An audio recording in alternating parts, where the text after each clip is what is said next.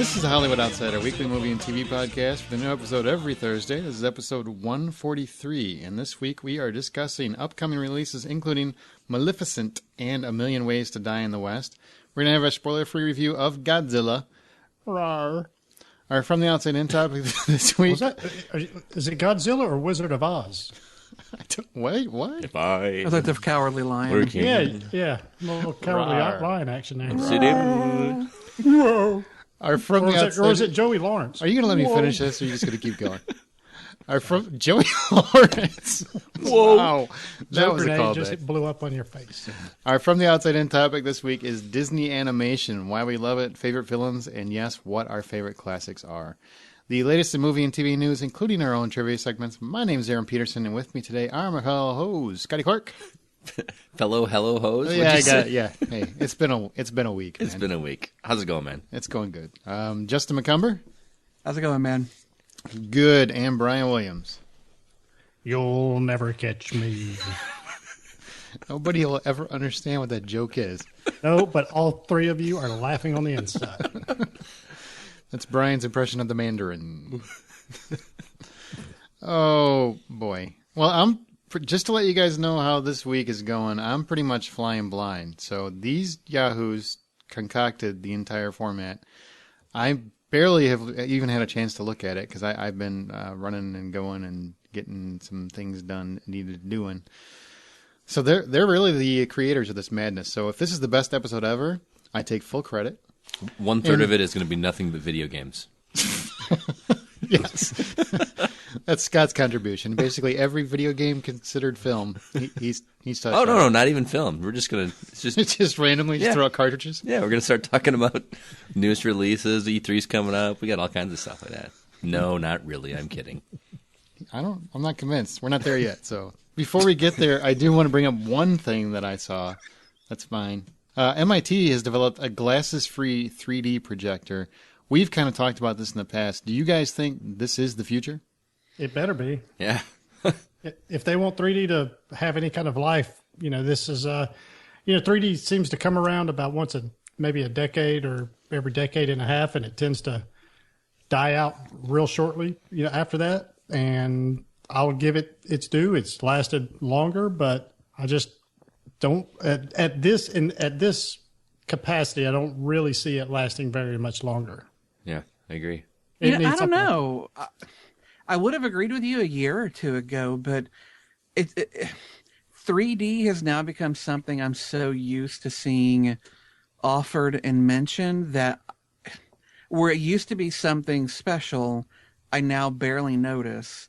And the increased ticket price, I'm so used to paying it that I've even kind of stopped thinking that the reason I'm paying $5 extra or whatever is because of these 3D glasses. It's become so much a part of my routine that I don't even think about it. And I have to wonder how many people else out there might be in the same kind of mindset that I'm in. Well, I'm kind of used to not paying that because I don't really go see 3D movies anymore. Right, but you wouldn't really be the target demographic then because you're kind of burned out on it at all. Put it this way, I think the people that don't normally go to 3D movies anyway probably this will be a fad to them as well. But there are people like Justin who want to see everything in 3D. Right. Well, it's not that I want to see it in 3D so much as that the massive screen that I go to watch, if there is a 3D version of that movie, that's the one they're putting on that big screen. So I'm there for the big screen. The 3D is just kind of a side benefit, if you even want to call it that, depending on the film. So you've got a theater that's got wow, this giant screen this is what I think of when I go to the movies, and I don't care what's playing on. I mean, I don't care which version is playing on it. Right. Okay. Fair enough. Which is kind of a bummer sometimes because for me, the bigger draw for those theaters is the sound.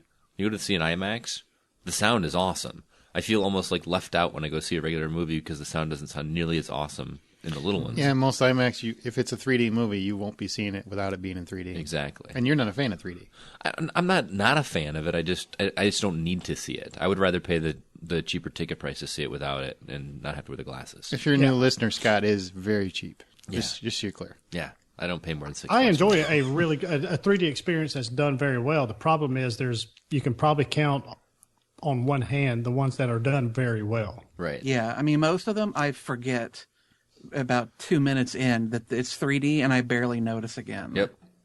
That's the thing. Same here. Here. Gravity's probably the rare exception where I was like, wow, you got to see that in 3D. Well, and Brian was a big fan of Hugo, right? Oh, yeah, Dread. I mean, Hugo was fantastic. And actually, I just recently watched Stalingrad, the Russian-German war movie, and I wish I would have seen that in the IMAX 3D because there's a lot of stuff in there that I can just see would be just stunning in 3D. But How was that? it is very good. It is not so much a Saving Private Ryan type movie. It's really half war, half love story. It focuses on a very small part, but the visually speaking, this is probably the best movie of last year. Wow. If you're going off just visuals. Is it subtitled? You can watch it dubbed, but it's really weird when you got some big burly looking Russian guy and he's got a voice like, "Hey yo, what's up?" So I got it. Subtitles don't bother me at all. So Okay. I was kind of curious because I know that's not in the format, but I did know you just saw it and it just came out recently, and that's one we've talked about in the past, but never really came to theater, so I was kind of curious how that panned out. I think the closest one it came to me is probably 2.5 hours away, and I wanted to see it really bad, but not that bad. I gotcha. Well, back to the 3D. 3D glasses, less viewing is coming because MIT's developed it. You know other companies are working on it. It will happen at some point because it's going to be a much more financially beneficial model. Mm-hmm. So. Thank gosh. Yeah, no, I'm tired of those glasses, and I hate when you get recycled ones because you're always like, which guy wore them and what did he do to them, or that's what I think. But I never thought that, but thanks. Take that with you. Hey, Justin, I wonder what little kid was wearing those glasses before you did. Getting diseases on Oh them. yeah, he was probably wiping his nose with it or his bottom. Maybe he His had bottom. That's why I bring bleach with me everywhere I go, just splashing it everywhere. Also, our 24 Live Another podcast, you can always find that at thehollywoodoutsiders.com/24. The entire series run, we have a secondary podcast devoted to 24, Jack Frickin' Bauer. Next week, before we get into the movie news, we will have an episode, but it won't be our regular episode because we're taking Memorial Day week off. Even hoes need vacation time. But we will Those especially. Exactly. We are tired. We will still have a new episode though because we're going to have an inside the movie for X-Men: Days of Future Past. So look forward to that. I think that's going to be a lot of fun. If the movie's good. I hope so. If the movie's bad, it'll be even more fun because then we can just skewer it. So Please be better than this week's movie. now we'll get there. Spoiler alert. Justin and I see this differently, so I can't wait to hash it out. By the way, Oh, no. here's something to ponder if you saw Godzilla. What was Ken Watanabe looking at? Someone frickin' tell me. All right. Same thing. He was always looking pretty severely, though. Always looking. What is over there? All right, movie news. Stephen King's novel Gerald's Game is going to be directed by Oculus helmer Mike Flanagan for Intrepid Pictures. Justin, is this the right fit for you? I don't even know this book. Well, it is. I liked the visual style that Oculus had. I liked some of its editing little tricks that they would pull. And with Gerald's Game, the whole book is about a man and wife who go to a cabin to kind of reinvigorate their sex life, their marriage. The man, Gerald, handcuffs his wife to the bed frame. Yeah. She kind of spazzes out, knocks him off the bed. While he's on the floor, he ends up having a heart attack and dying. And so she's now left locked to this bed, and she spends days and days and days attached to it. And Whoa. through that time, she starts to have these visions and hallucinations.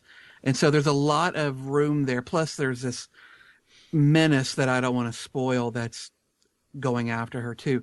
But it's not a supernatural film. It's almost purely just a thriller. But there are a lot of elements to it that have supernatural looks. And I think this director, visual styles that would lend itself to like ghosts and apparitions. I think that's a good choice. Wait, she's chained to the bed with her naked boyfriend / husband, whatever he is? He's dead on the floor, and she is handcuffed to the bed. And Yes. she can't escape because they're out in the middle of nowhere. Oh, Right, and nobody's coming to get them. King got freaky. When was this book out? I don't remember this one. This came out, I think, in the mid-'90s, maybe Wow. early I 90s. definitely don't remember that one. It was a long time ago, but because it wasn't one of his supernatural books, it didn't get, I don't think, as much, as many reviews and whatnot as his more traditional horror books. Well, do. Misery Sounds like wasn't some key components to Misery. So maybe it's Well- Misery Part 2?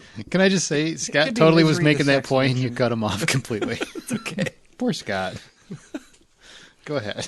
Well, Misery wasn't popular that much as a book either. It wasn't until the movie came out that book got a lot more popularity. But yes, this is more of a Misery, less of a traditional horror, but it's good. Oculus is that one you talked about with the mirrors, right? Mm-hmm. I didn't get a chance to see that one, but it sounded really interesting. And I remember you talking highly of the visuals on that one. So Yeah, I think this is the guy for it. Visually, it was well done. It was definitely well done. It had its issues, but the visuals weren't one of them. and I don't know if you can answer this without spoiling where the story goes, but one of my issues with some of King's work, at least the movie adaptations of it, is I always felt like the endings were never satisfying, at least in most of them. Does it have a satisfying ending, or is it a leave you hanging kind of thing? No, it's satisfying. Okay. Somebody's kid get shot. But it has closure. Okay, good. Then just That's- leave you. that's a better drifting in the question I wind. had. The Coen brothers and George Clooney are re-teaming for Hail Caesar, a 50s era picture. Really, Brian? A 50s era picture about a Hollywood fixer. What, is that too many syllables for you in a row? No, I it's think just, picture maybe is a little old fashioned for Aaron. Well, it's a 50s era. I know. It took me by surprise. Hey, I'm reading new words, man. I haven't seen that spoken in a while. I got you back, Brian. And I'm the one who wrote it. Yeah, I was going to say, I appreciate the blasting, but look, I'm fine. I'll just roll over and take it. I'll bite the pillow. Go ahead. That's what she said. Bite the pillow. Well, what is it? What is it about this thing that gets you excited? I like the idea of the Hollywood fixer job. I kind of wish I had that job. The Liev Schreiber show, Ray Donovan, basically he's got the same type of job. Well, explain And what the job is, because some people don't know what a Hollywood Yeah, fixer I is. had to look it up myself. So Really? Scotty, you had to look that up? Yeah. Research, man. You have to do Research. some research. Well, heck, you did a mission of that in GTA 5. Boom. In Hollywood, image is everything, but we've all got our vices, whether it's booze or drugs or porn or women or all of the Dead above. hookers. dead hookers, live hookers for that matter. You've got to have somebody to kind of clean up the mess and tie up loose ends, that kind of stuff. So that's what these type of people do, these fixers.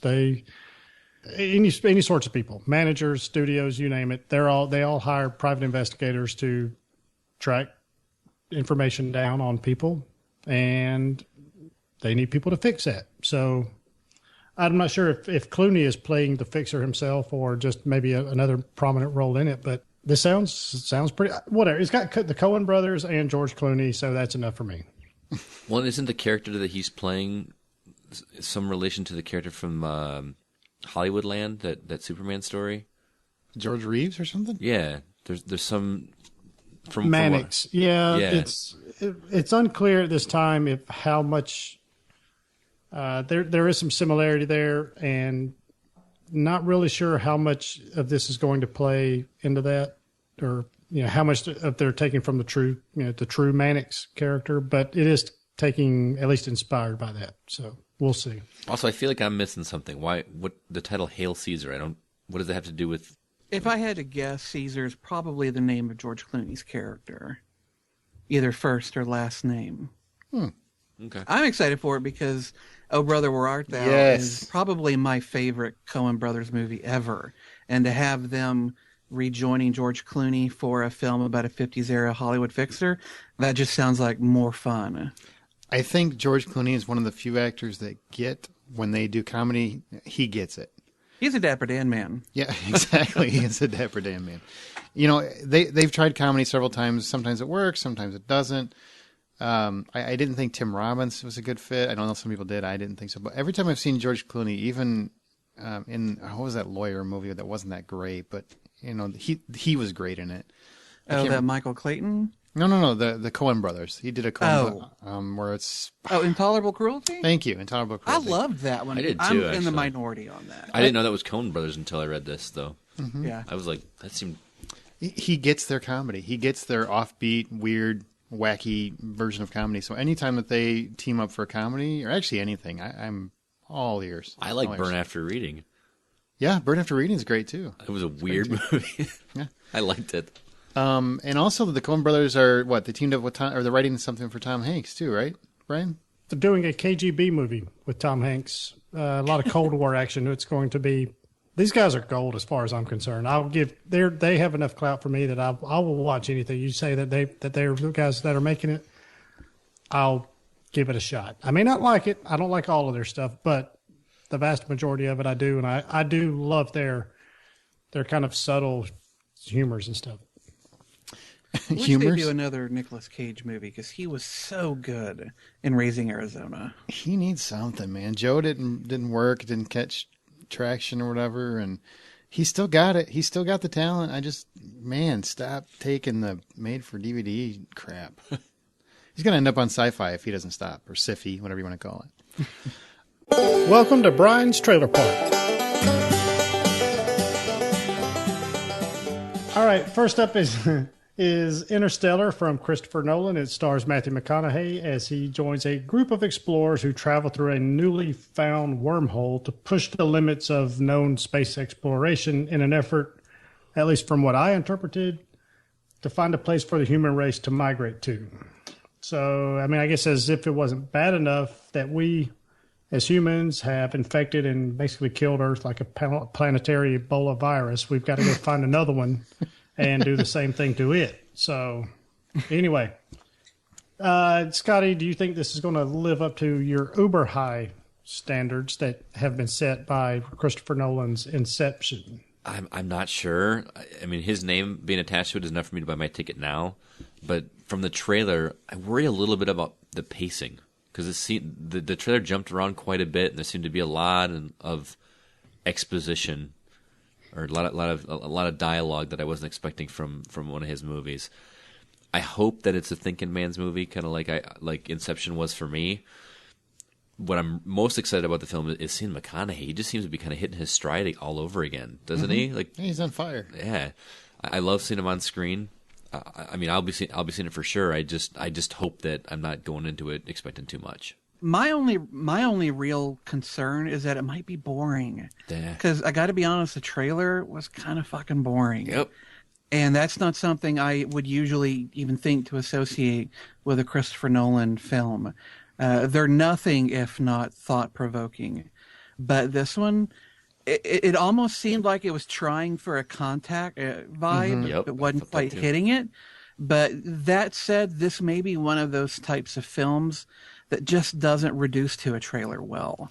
And that's my hope, and that when I go and see the full movie, that will blow me away rather than getting what this trailer is seeming to give me. It's weird that I feel more intrigued by that teaser trailer that had no footage from the movie in it than the one where I'm actually seeing the actors on screen. And it always amazes me. And this happens. We've been guilty of it. Everybody that's a fan of any kind of cinema or genre has been guilty of it. But fans lose their shit just because it's a trailer for a Christopher Nolan movie. Oh, that was the best trailer ever. Like, I don't know what you saw, but there was very little in that trailer to make you go giddy.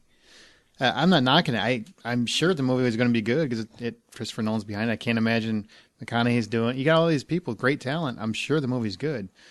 Yeah, because all we really saw was McConaughey and even Jessica Chastain, but I believe Anne Hathaway is in it.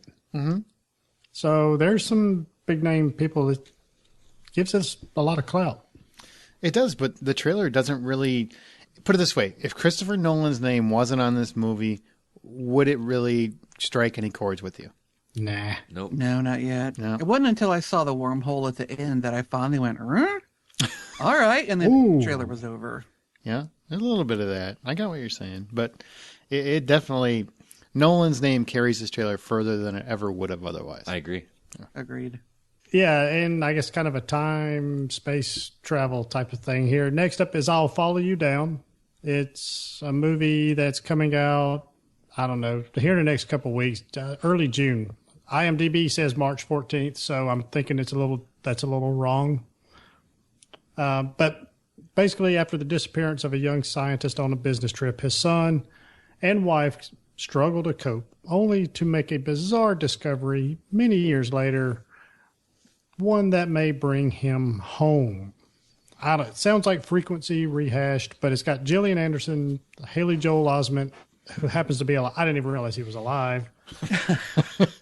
And Rufus Sewell, played by, I think that's his dad. Justin, I know you're a time space junkie, so how did this one grab you? Well, it grabbed me quite a bit, and I think that the only reason it's on this format is because I put the format together. If Aaron had been left, if this had been his format, you would not see this film listed That on is it. true. That would have been my vote. And actually, that was my vote, for the record. Just I liked it. There aren't big name actors in this film, and from what I saw, it doesn't look like there's a whole lot of special effects or anything jazzy to get people's attention. But for me, it was the story of this boy who lost his father through some kind of mysterious event. And when he gets older, he starts to learn what that is and why it's been haunting him. And then he seems to go down the same route that his father did. And it all centers around this capturing of wormholes. And I liked the performances that I saw. I like the idea of this story. It's one that I can certainly wait until it hits iTunes. I don't need a theater to see this one. Basically the same day that it hits theaters. Which is cool, and I do look forward to seeing it. But I do have to admit, when I first saw the trailer or the title, I thought, the Gin Blossoms are making a song? The Gin Blossoms. Just Follow You Down is one of their songs. Anyway, I like it. I think it looks really cool, but I am a geek who gets off on this kind of stuff. I'm actually with Justin. I think the trailer looks interesting, but I'm a sucker for wormholes and time travel. Right, and yes. mystery kind of stuff like that. And it's cool to see Gillian Anderson again. Haley Joel Osment, like you guys said, has been kind of quiet, but I'm just convinced he's been slowly metamorphosizing himself into Al Borland from Home Improvement. So that's probably what he's been up to. That's what he looks like. He seriously looks like. Put some flannel on him and. I tried to give the trailer the benefit of the doubt, but seriously, they just run around and find unemployed genre actors or what? Because I mean, you got Gillian Anderson. Yeah, they got to eat too. Oh man, it's just everybody. Victor Garber's in here. You got Haley Joel, Cut My Hair. You got all these guys in there, and I don't know. I didn't see what you saw. I know you're a bigger fan of sci-fi than I am. I saw it as a direct-to-DVD kind of movie. Mm-hmm. Who's the director, by the way? Because you guys mentioned it. Rufus. No, he's the actor. Rufus. He's the actor. He's usually a villain in a lot of period. He's pieces. probably the main reason why I'm not interested. Rufus Sewell is like the cancer to films. He's been, other than Dark City, that guy hasn't been in anything that was worth a shit in his entire career. And everything he does turns to shit. I honestly think it's not... You ain't lying there. Oh, man. He's just a poor guy. I'm sure it's not his fault. I don't think he's a bad actor. It's just whatever it is. When he's in a movie... He's a Taylor Kitsch from a long time ago. No, ago. because Taylor Kitsch, I think, has been in some good movies. I don't... this guy's had one, and that had nothing to do with him. It was just a really clever concept that he got lucky enough to be cast in. So, I don't know. I will try to give this one a shot just because, the concept seems okay. It's just a matter of how it looks to me. Let me see it first. No. And then I'll let you know if you should see it. Because I don't want to hear your bitching if you don't like it. Well, I can understand where you're coming from, though, because it does look a little dry. Very dry, yeah. Oh, let's undersell that point. So I get where you're coming from, but the concept intrigues me enough that I do want to check it out. But like Justin said, probably iTunes or something like that. It could be Interstellar 2. You never know. I mean, it might be that good. What else we got, B? It's called Kingsman: The Secret Service, and it stars Colin Firth, who plays a veteran secret agent that takes on a young upstart as his protege. It's also got Samuel L. Jackson, Mark Strong, and Michael Caine. This Brit-heavy, James Bondish-looking movie really kind of promises a lot of action and witty dialogue with some cool accents. So I know, Aaron, what do you think about this? Because this, for me personally, on one hand, it kind of seems like a straight-to-DVD type movie, but then on the other hand, it looks good and I almost want it to be wanted. It's Matthew Vaughn. I like Matthew Vaughn. He did X-Men First Class, and I mean, he's a good director. So that right there buys clout, just like Nolan. He buys clout with me. But yeah, some of the performance, like the main kid, what is he, like a white rapper? I don't understand what his his thing is. Why did he get recruited? Yeah, I mean, I saw nothing of value. Maybe that'll be shown in the movie. Sam Jackson, I mean, even he looks like, what? What just happened? I swear that's becoming a thing. Like, if you want your movie to sell, you just hire Sam Jackson to come play like a 10-minute scene so you can have him in the trailer. Yeah, and just say, and Sam Jackson. That doesn't hold when he's in every other movie. I don't know. It's got Matthew Vaughn, so therefore I will see it. Colin Firth is just a remarkable actor. Yep. And he brings credibility that this kind of movie would not have had without him. So therefore I will check it out. It just looks like a little too wanted for me. Yeah, like you said, B. A little too wanted. It's like Spy Kids meets Bond. Yeah. You know, it's like it's trying for a more Bondish, that kind of level of execution and filmmaking, but because it's about kids, and granted, they're not little kids. They're, looks like they're, late teens, maybe early 20s, but I don't know. It looks a little hokey to me, a little too tongue-in-cheek, perhaps. That main kid, man, there's just something about him that's just like, why you? Mm-hmm. You seem like a douchebag. Yeah, it's like you've got all these really recognizable people and this no-name kid that, while I'm fine with using no-name actors, he looks a little bit too much like they just pulled somebody else off the street and just said, hey, crap, we forgot to actually cast the lead. At least it's not Robert Pattinson or Taylor. What the fuck was his name? Kitsch? No, I'm sorry, Lautner. Oh, Taylor Lautner. Oh, okay. All right. I might be reaching on this one, but you guys were talking about movies that it reminded you of. I got a little bit of a Skulls vibe as far as like Secret Society kind of thing with young kids. That was a deep reach right there. Well, man. Exactly, and I preface it by saying that, but is that a good thing for the you? Secret Society? So that's about all you got. Well, yeah, but like you get involved in something, but then you get the impression that you're getting involved in something that there's something bad's going to happen by you getting involved in it too. I got that. Okay, yeah, that's where I was coming from on it. Lots of recognizable actors, but yeah, kind of felt DVD-ish to me too. Yeah, there's another iTunes one. Well, alrighty then. On that note, Kingsman: The Secret Service opens October 24th. Be sure to go to thehollywoodoutsider.com to check out these trailers. Tweet us at @H_outsider. Go to facebook.com/thehollywoodoutsider and click on that like button for us. We like it when you do that. Email us at feedback@thehollywoodoutsider.com. And of course, you can call us and or text us at 818-81-I'm-a-ho. That's 818-814-6246. Now let's go to the big screen and review any new releases. This week, there's just one monster release. Huh? See what I did? It's called Godzilla. Justin, tell us about Godzilla. Rawr. All right. Well, this reimagining, reboot. It's almost like an extension because it kind of ties into the previous movie. The very first movie. Yeah, a little bit, yeah. Not the Matthew Broderick one. Not the Matthew Broderick movie. All right. Well, this long in the work sequel, it was directed by Gareth Edwards, who came to prominence in his movie Monsters, and it stars Bryan Cranston, Elizabeth Olsen, Ken Watanabe, and Aaron Taylor Johnson, a.k.a. Kick-Ass. The world's most famous monsters pitted against malevolent creatures who, bolstered by humanity's scientific arrogance, threaten our very existence. Aaron and Scott, all three of us went to the theater this weekend and saw Godzilla. We went there to see Godzilla. Our feelings about what we saw, I think, are going to vary. But what did you guys think of this film as a story, do you think monster movies need stories? Did you think this one had a good enough one, maybe too much of one? Kind of what were your thoughts? And Scotty, why don't you go first? Okay. Well, the movie had me hooked at the beginning with Bryan Cranston's character and his whole, he's got this conspiracy theorist character thing going on. I really bought his story at the beginning. Really wanted to follow him. And outside of the main story of a giant monster and the intro, there seemed to be no plot to me whatsoever. I just felt like just a bunch of dialogue just for the sake of having dialogue. I was bored, guys.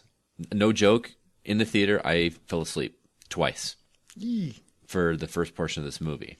Now, keep in mind, we will talk about the second portion of the movie. We're just talking about like the first hour or so. There are some redeeming So qualities. then there's no story in the second half? Is that what you're saying? I don't think it matters in the second half. Well, I mean, and I Because think monsters fight. Exactly. I think a lot of it is the mindset you go into it. When I go into a movie called Godzilla, I go into it for one particular reason, and that's to see Godzilla and see Pacific Rim 2. You know what I mean? I didn't have that because I'm a Godzilla fan, but yeah, I'm exaggerating, but You go in to see monsters. exactly.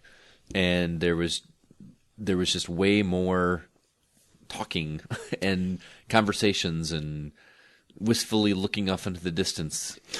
The human characters are done poor, and they're written poorly. It's none of the actors' fault. I think you've got talented actors throughout the movie. I think Elizabeth Olsen's very talented. I think Ken Watanabe is very talented. Taylor Johnson is obviously proven that he's got some range. They're just written very bland. And the movie, Gareth Edwards definitely, and I'm not trying to skip around, but I think it'll solve what we're trying to say.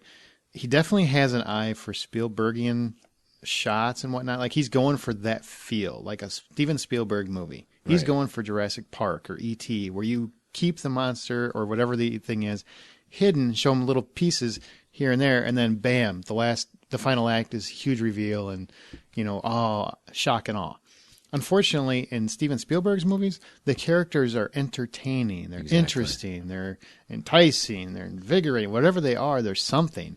There is nobody in this movie outside of Bryan Cranston that gets me interested in anything going on. I think when you see a disaster/monster movie like this, you automatically feel more attached to the characters than you do all plight of humanity or whatever is at risk. And in this movie, I didn't care about the characters. I didn't care about their little family and all this stuff. I was, maybe someone might think this is a credit to the movie. I was more concerned with the overall, stopping this threat that's happening to all of humanity kind of thing. Mm-hmm. There didn't seem any personal touch to it. The one thing I would have liked added to the story to make the story click a lot more is make the humans consequential to something. They are so inconsequential to the plot. Nothing they do in the course of the movie really affects anything. Mm-hmm. So that to me is a huge bummer because it's hard for me to sympathize with somebody that I didn't need to follow in the first place. You could have just you could have just shown me monsters fighting the whole movie, and that would have been freaking unbelievable. Right. And don't get me wrong, I didn't want Pacific Rim 2. I wanted a Godzilla movie, which is different. And to be fair, I've never seen any of the old Godzilla movies. No, I get that. I think probably most people haven't, honestly. It's more of a cult kind of film. But other than the Matthew Broderick Damnation, that was still fun in its own way, but still a damnation. I want to say that there was almost too much story, but there wasn't. There was very little story, but they just kept talking about it and talking about it and fucking talking about it. It took way too long for the monsters to actually show up. I go to, like we've said, we go to Godzilla movies to see Godzilla. I saw not nearly enough Godzilla. The moments when I did see him or bits of him or whatever, it was entertaining. But in all those moments when he's not there, it's these cardboard cutouts that are walking around the screen doing shit that I don't care about. And so I ultimately found the story really just lackluster. Mm-hmm. I think you could do a Godzilla movie that had really cool people stuff in it. This did not have that. We've been talking quite negatively about the story on this, and I can't say enough that the last third of this movie is freaking awesome. When you actually get to the monsters, I have some issues with it, but for the most part, the last part of this movie is entirely entertaining and exactly what I came to see this movie for. Yeah, yeah. Which it's just they were trying to do a slow build up, which would be fine if the build up was more interesting. It just didn't work as well. Right. But let's talk about the monsters. Let's talk about the special effects and the direction. Okay. I think when you get, I think that the special effects throughout the movie looked really good. I mean, everything looked as real as I think it possibly could look. And I think that, Edward's direction, when he's dealing with, shots over the ocean where you see Godzilla swimming under naval ships, or you see these buildings crumbling and those sorts of things, it looks so good. It really does. But it's as soon as people have to start talking, then the direction kind of just becomes so much more limited than it needs to be. I think Edwards misfired a little bit on this one, but when he needed to succeed and do the job, he really did the job. Here's what I say in terms of that, and I know, don't get me wrong, Justin, I know you love Pacific Rim. In the monster scenes, this movie, to me, makes Pacific Rim its bitch. Because no. Well, this is my opinion. I totally think this is exactly what I want from a monster movie. I think in that last third of the movie, the monsters are so much more interesting to me than Pacific Rim. I believe them. I felt the veracity of it. I felt the fights. Everything just felt so much more realistic to me for this kind of movie than I thought Pacific Rim. Pacific Rim was a little too cartoony for me in terms of this sort of feel, and I think Edwards is the perfect guy for it. I think he nailed that portion of the movie, and it was a perfect 10. It was everything, the first 2/3 of the movie that kind of drug the movie down a level for me. See, and I did not like what were those creatures called? Mudos. I didn't like the design of those. They felt They look like Starship Troopers. They felt Thank you. I was thinking the exact same Really? fucking thing. They look just they like Starship look like Troopers. the bugs, just bigger. Mm-hmm. Yeah, that just felt kind of lazy design to me. I don't know if they were going for Mothra or what, but they look like Starship Troopers. That's all I kept thinking of. I'm like, oh, where's the brain? Where's Neil sorry Patrick if Harris? I blew any speakers out with that thank you, but I was just thinking about that the other day. I was like, man, I've not heard anybody mention that they look so much like those bugs from Starship Troopers. And were you guys annoyed that two of the coolest looking fights in the entire movie, you saw like a little clip of them on the news? Yes. Yeah, I wanted to see those fights. Why am I watching like a 4-second clip of it on the news? That's not a spoiler, people. That's something you need to know. There are two awesome fights you will never see in the movie. Makes no sense to me. I don't understand. And it sounds like I'm ripping out. I actually enjoyed the movie, and I would recommend, I think you got to see it in the theater because the monster fight is freaking fantastic, even though Ken Watanabe's always staring at something else. But man, what the hell? You do not have a huge monster movie like this and then get right to a monster fight in the middle of the movie and then cut to the goddamn television. Yep. Mm-hmm. Horrible choice. Now, for me to finish out the production aspect of the movie, I looked lovely. I liked the music. I liked the direction for the most part. For me, when it comes to monsters fighting, I was much more entertained and engaged with the Pacific Rim. They were faster fights. I felt they were more brutal fights. You just had to come back to this so you could prove in your mind that Pacific Rim was better. You stated your opinion regarding this versus Pacific Rim. Now I'm stating my opinion. I found the fights in Pacific Rim to be more fun, because the creatures move faster, and when they hit each other, I felt it a bit more. And plus, there was just more fucking fights in Pacific Rim than this thing had. Minute for minute, much more entertaining of a movie. But let's do the acting real quick. You guys didn't seem to be too impressed with anybody. The only actor who really I enjoyed was Elizabeth Olsen, because she's the only one who seemed to have emotion on her face, except for Bryan Cranston. Agree. He was good too, but she was more convincing to me than anybody else in this film. Acting I can cover in 30 seconds. Nobody in this movie interested me except Bryan Cranston. That's it. Everybody else was a carbon cutout. I liked Aaron Taylor Johnson, but his role, whether it be written or the way he performed it, was just too bland. Too Joe military, got it. He served no purpose. The skydiving scene needed to be talked about, though. That was freaking fantastic. That was beautiful. One of the coolest shots I've ever seen in a movie, period. Just beautifully done. Yeah, that did make my stomach rise a bit. Yeah, the acting, there's no characters I cared about other than Cranston. And you mentioned Elizabeth Olsen, Justin, and I enjoyed her to some degree. and I know it's not fair to say this, but I can't look at her and not see her sisters. Oh, see, I didn't even remember that she was an Olsen. Oh. I don't see them at all. I had a different problem. I'm looking at them. They're playing a married couple, and they're going to be brother and sister in the next movie. They're in together. Because they're like Scarlet Witch. Scarlet Witch and Quicksilver Right. in Avengers 2, yeah. Well, let's wrap it up. I think we covered just about everything possible in this movie. Well, give it your score. For me, like I said, first 2/3 are kind of meh. The last third is perfect. If $10 is the full price of admission, I give it 7. I think it had incredible action, but bogged the weight to get there with just a stretched too thin plot. I give it $5.50. I'll meet you kind of in the middle. I'm at $6. It was boring as shit for most of it. I will give it a 6 though because the end fight is really entertaining. Yep. Just not Pacific Rim entertaining. Oh fuck! Not even close. It blows it away. Blows Not it away. even close. Blows it away. Although, to be fair, Aaron Taylor Johnson makes Charlie Hunnam look like an Oscar winner. Seriously. All right. Box office. Godzilla reigns supreme with the second biggest opening of the year, $93 million. I still can't believe Godzilla beat Spider-Man.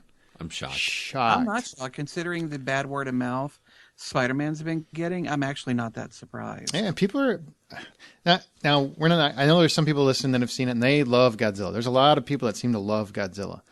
I don't know how many people, if they go see it a second time, are going to feel that way because I think a lot of that is hype. But if you loved it, I'm not knocking you. I'm just saying I think some of that's going to be that monster fight was so awesome. Now I go back and relive it. Man, it really takes a long time to get Yeah, there. I wish I could go pay a cheaper ticket price just to watch the half third in IMAX and see it with the awesome sound. Yeah, that would be good. Because I've seen the movie. I'm not going to miss anything. Neighbors, number 2 is holding strong at number 2. $25 million. It's got $90 million in the bank. They're saying it might make $150 million. That's incredible. That's awesome. Amazing Spider-Man 2 dropped another 50%. Not surprising. It's up against Godzilla.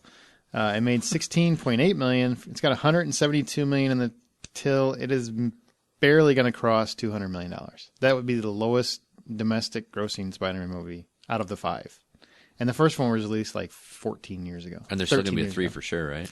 Well, they'll still make it because foreign, overseas, it's doing fine. $1 Million Arm, I was wrong. It is not going to be a mid-level hit. Justin's right. He loves hearing that. It doesn't happen very often, but he likes hearing it. I hear it all the time. $10.5 million. So it's not a flop because it was a low-budget movie, but Right. didn't do nearly as much as I thought it would. I think a lot of that has to do with how popular or how well Godzilla did, too. I don't think no one predicted. It was like they were changing the numbers up to the day it was released. It started with like 40 million, then it got up to 60 million, then they were predicting like 70. Nobody predicted 90 million bucks. Yeah. Don't leave out though. The other woman, it's up to 70, almost 72 million. That's not bad. No, that's pretty good. That's very good. Good for them. Ladies had a choice because of all this man candy going on. All right, and also they should go see Neighbors because Rose Byrne's great in that.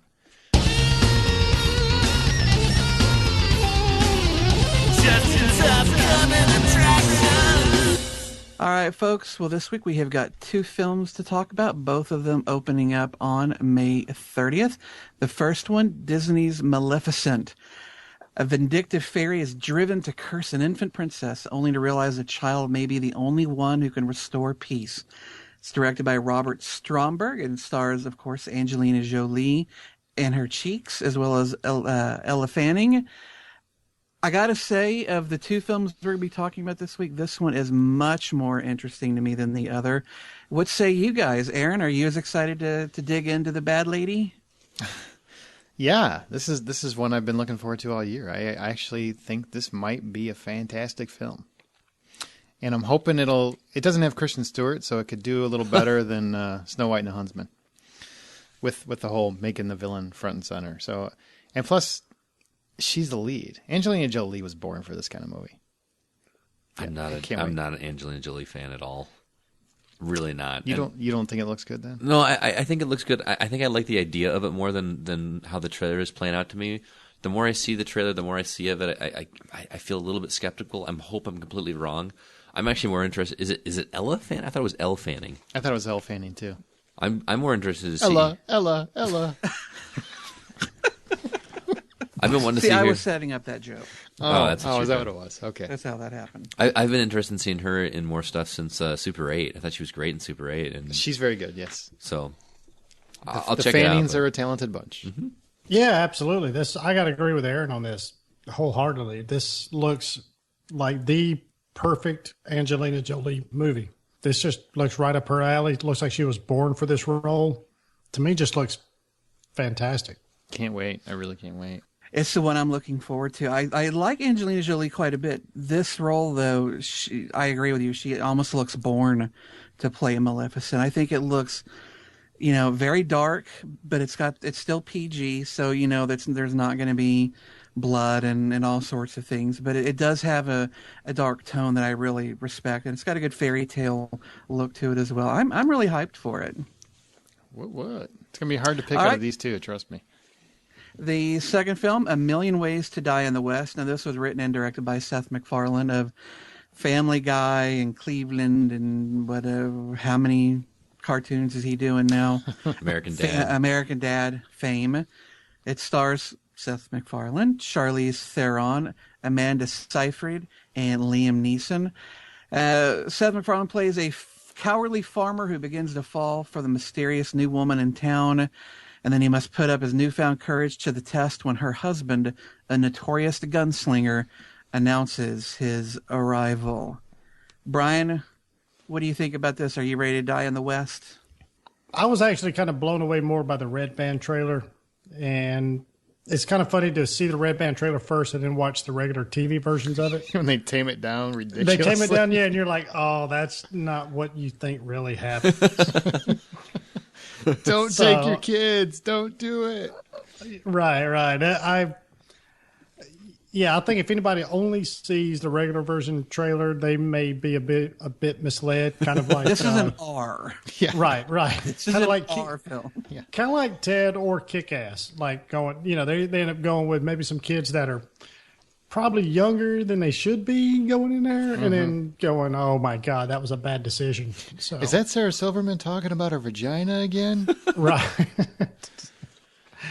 I think it looks hilarious, but I'm more of a Seth MacFarlane fan than I think most of you guys are. Oh, I'm usually a big fan. I love Ted. I thought Ted was hilarious. I actually rewatched that recently. I will say, when we first mentioned this movie a month or so back, the first time I watched this trailer, I was like, man, they're just trying way too hard. Yeah, I remember you saying that, yeah. I did, and some more trailers will come out with some extra footage and that kind of stuff, and it is growing out of me. I can't not laugh at it when I see it. I think it was the trailer in front of a movie I saw had a scene, which I won't spoil or anything, but I wish I hadn't seen the scene because it actually ties to another movie that I'm a big fan of. Oh, I know which one you're talking about. Yeah. And I wish I hadn't seen that because it would have been awesome to experience that in the movie. And if you have seen the trailer, it's at the very, very end. We don't want to tell you because that's a good joke. It really is a great joke, and it's looking funnier and funnier. Neil Patrick Harris is in it too. Sarah Silverman is in it, and I'm not a big fan of her, but she looks hilarious.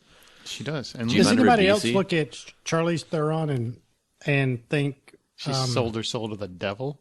Yeah. No. Oh, that's what I think. I'm like, how do you still look that gorgeous 15 years after you started acting? Right. Well, that's a definitely good question. What's the movie they did where they had to ugly her up? The Eileen Monster. Monster, yeah. I still would have done it. What's Brian? I feel like you're having a hernia here. What the hell is going on? Quick and the Dead. Who was Sarah? No. Sharon Stone. Sharon Stone. Does anybody see Sharon Stone from Quick and the Dead? No. All right. It took That you was a whole lot of stumbling around for that. It was. That was like a drunk homeless guy trying to find the bus stop. Hey, where's the road with the signs and the buildings on the corners? God. Oh, God. It's got the little white things on the wall that's got the handle that makes water come down. I think the only thing that makes me... I hope you all get rabies. I'm just saying. The only element to this that I don't quite click with is Seth MacFarlane himself as an actor. I am a big fan of Family Guy. I always have been. I think American Dad's really funny, too. And I think his writing is really great. I think his voice acting is good. I'm just not sold on him yet as a performer. And so I don't know if he's going to carry this movie for me. It does look hysterical. and it's definitely something that I'm going to want to see when it hits, video on demand. But as with most comedies, there's no reason for me to go to a theater and see it. I don't enjoy laughing with lots of people. His performance often reminds me, like when I do see him act, in the rare times I have, he reminds me of like a game show host. He's just always has the game show host A persona. little smarmy. Yeah, a little bit. Yeah. And like Ryan Seacrest is in a movie now, but he's just funnier. That's kind of what I get. But I am so pumped for this. It's so ridiculous how much I want to see this movie. I don't know why. I can't even justify it. I need to see this with people I know. I just need to see it with people that appreciate foul humor. Well, that too, but yeah. As long as he can avoid the mistakes of Ted, 'cause I thought Ted was too long, but when it hit, it really hit. And if he can just bring that in and tighten it up a little bit, this could be fantastic. And I love westerns. I've said that a million times. So this is honestly one of the toughest calls I've had this year. All right, well, let's put you to the test. Make that call. Of these two films, guys, which one are you most likely to head out to the theater and check out? Aaron? A Million Ways to Die in the West. I think that's it. Okay. I'm going to see both, but I got to see that first. Scotty? A Million Ways to Die in the West as well. Brian? Wow, me too, because I have just watched so many beautiful, visually stunning things. I just kind of need to change it up a little bit. I need something a little bit different. I think a comedy is the way to go, so I'm going with that one. Yeah, I'm going to go with Maleficent. To me, that's a theater movie. A Million Ways to Die in the West, funny as it is not a theater film for me. But before we head off from this segment, let me mention briefly that since we won't be here next week, if we had been, we would have talked about Edge of Tomorrow and Fault in Our Stars. One of them a sci-fi action flick, the other one apparently a very emotionally brutal and tear-inducing romance / drama / tearjerker. Edge of Tomorrow, I cannot wait to fucking see. Mm-hmm.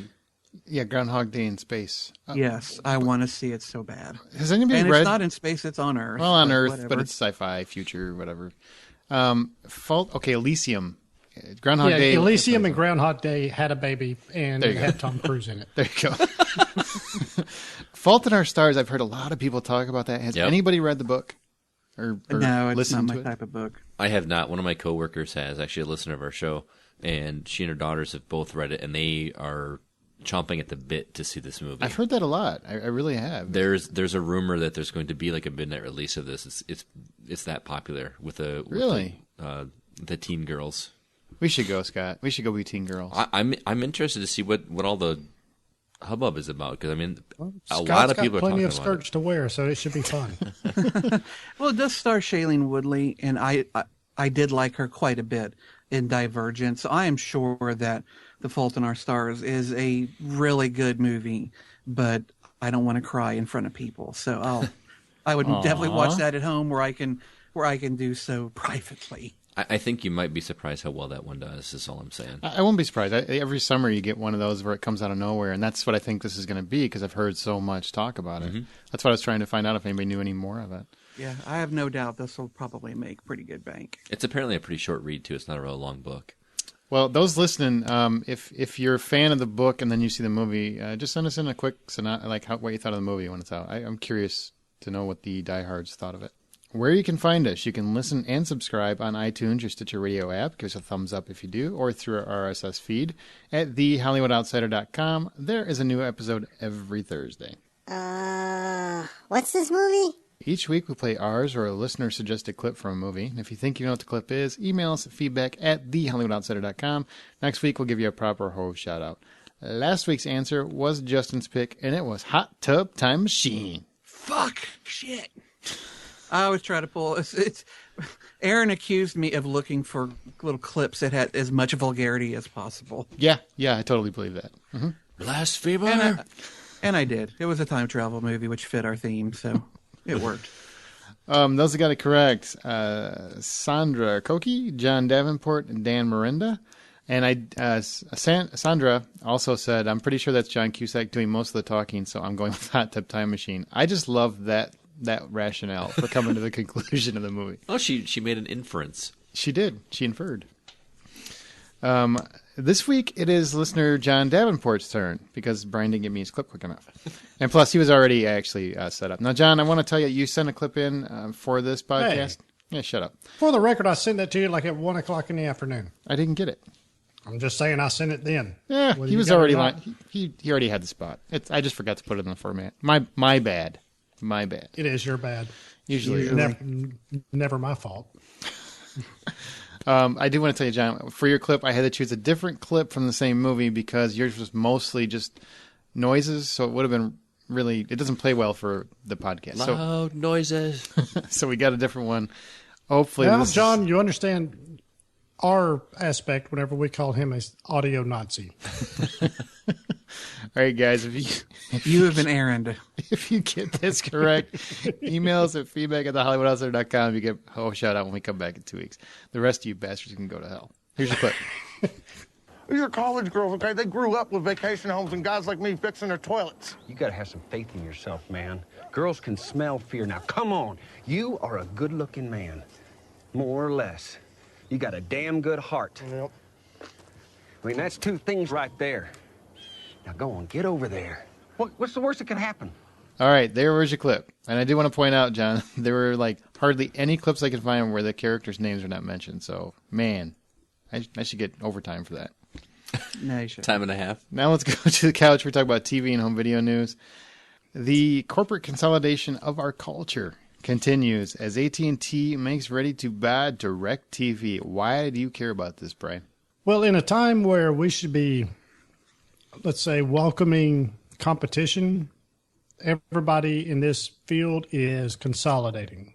And this is bad because that just leads to one word called a monopoly. And then all we need is the Chinese to buy it, but all right, that's a total different subject. All right.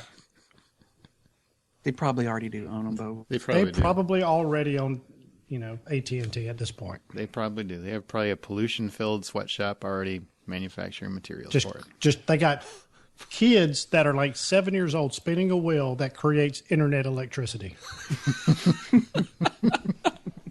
They do. No, I got that giant lost wheel in my head with some little Chinese kid running around in circles spinning.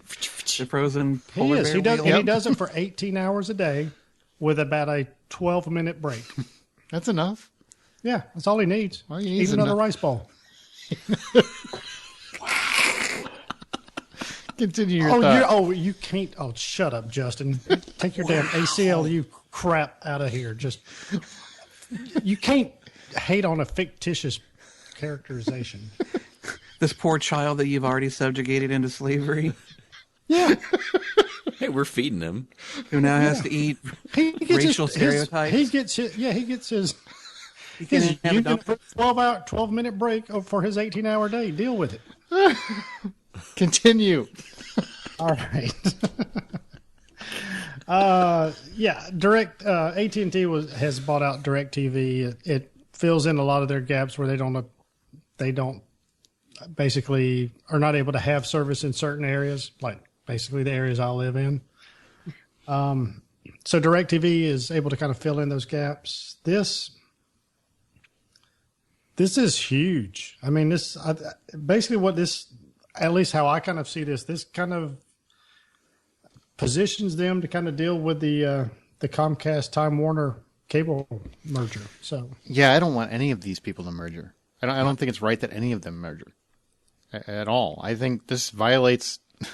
Isn't this the number one problem we've already had laws enacted to Well, prevent? what you need to do is send an email to your senator and then continue to be ignored because you're not paying them money. Yeah, that's probably true. Yeah, that's fair. Stupid. You think our voice would be loud enough now, where we could just No. do a podcast on it? Someday Washington will fear the hoe. Just not today. Oh, plenty of hoes have brought down Washington in the past. This shall be I meant another one. us. This shall be another one. It really feels like we're kind of heading toward a world where all companies eventually just join another one. Well, it'll basically just be Alien, where it's just the company. Yeah, the collective, right? That's where we're all headed just toward. working Man. for. We all assimilate with the Borg. Yes. they're right, man. This is something that people. You know what's sad is that everybody worries about it, but nobody does a damn thing. Well, like They just sit around and bitch about it on Facebook. That's it. I actually. What can you do? Yeah, this isn't really something where you can say, "Well, I don't agree with the subject of this movie, so I'm not going to go. I'm going to protest it." This is, I mean, what are you going to do? Well, I'm not going to buy DirecTV. All right. Well, I don't have DirecTV or AT&T at this time, so Public outrage has more to do with than just Facebook. It is contacting your media outlets and whatnot. If the media gets it spinning, it becomes a huge story. Unfortunately, it's not until that happens that it becomes. These guys own the media. yeah. God, That's a really good point. It's like the firm. I'm telling you, dude. 1984, Orwell. It's coming. Damn it. Damn it. All right, let's move on because now I'm just depressed. Sci-Fi, or Sci-Fi, has a new show called Ascension that's coming out in November. The trailer just came out, this is a fine way of these bitches to slip in yet another trailer.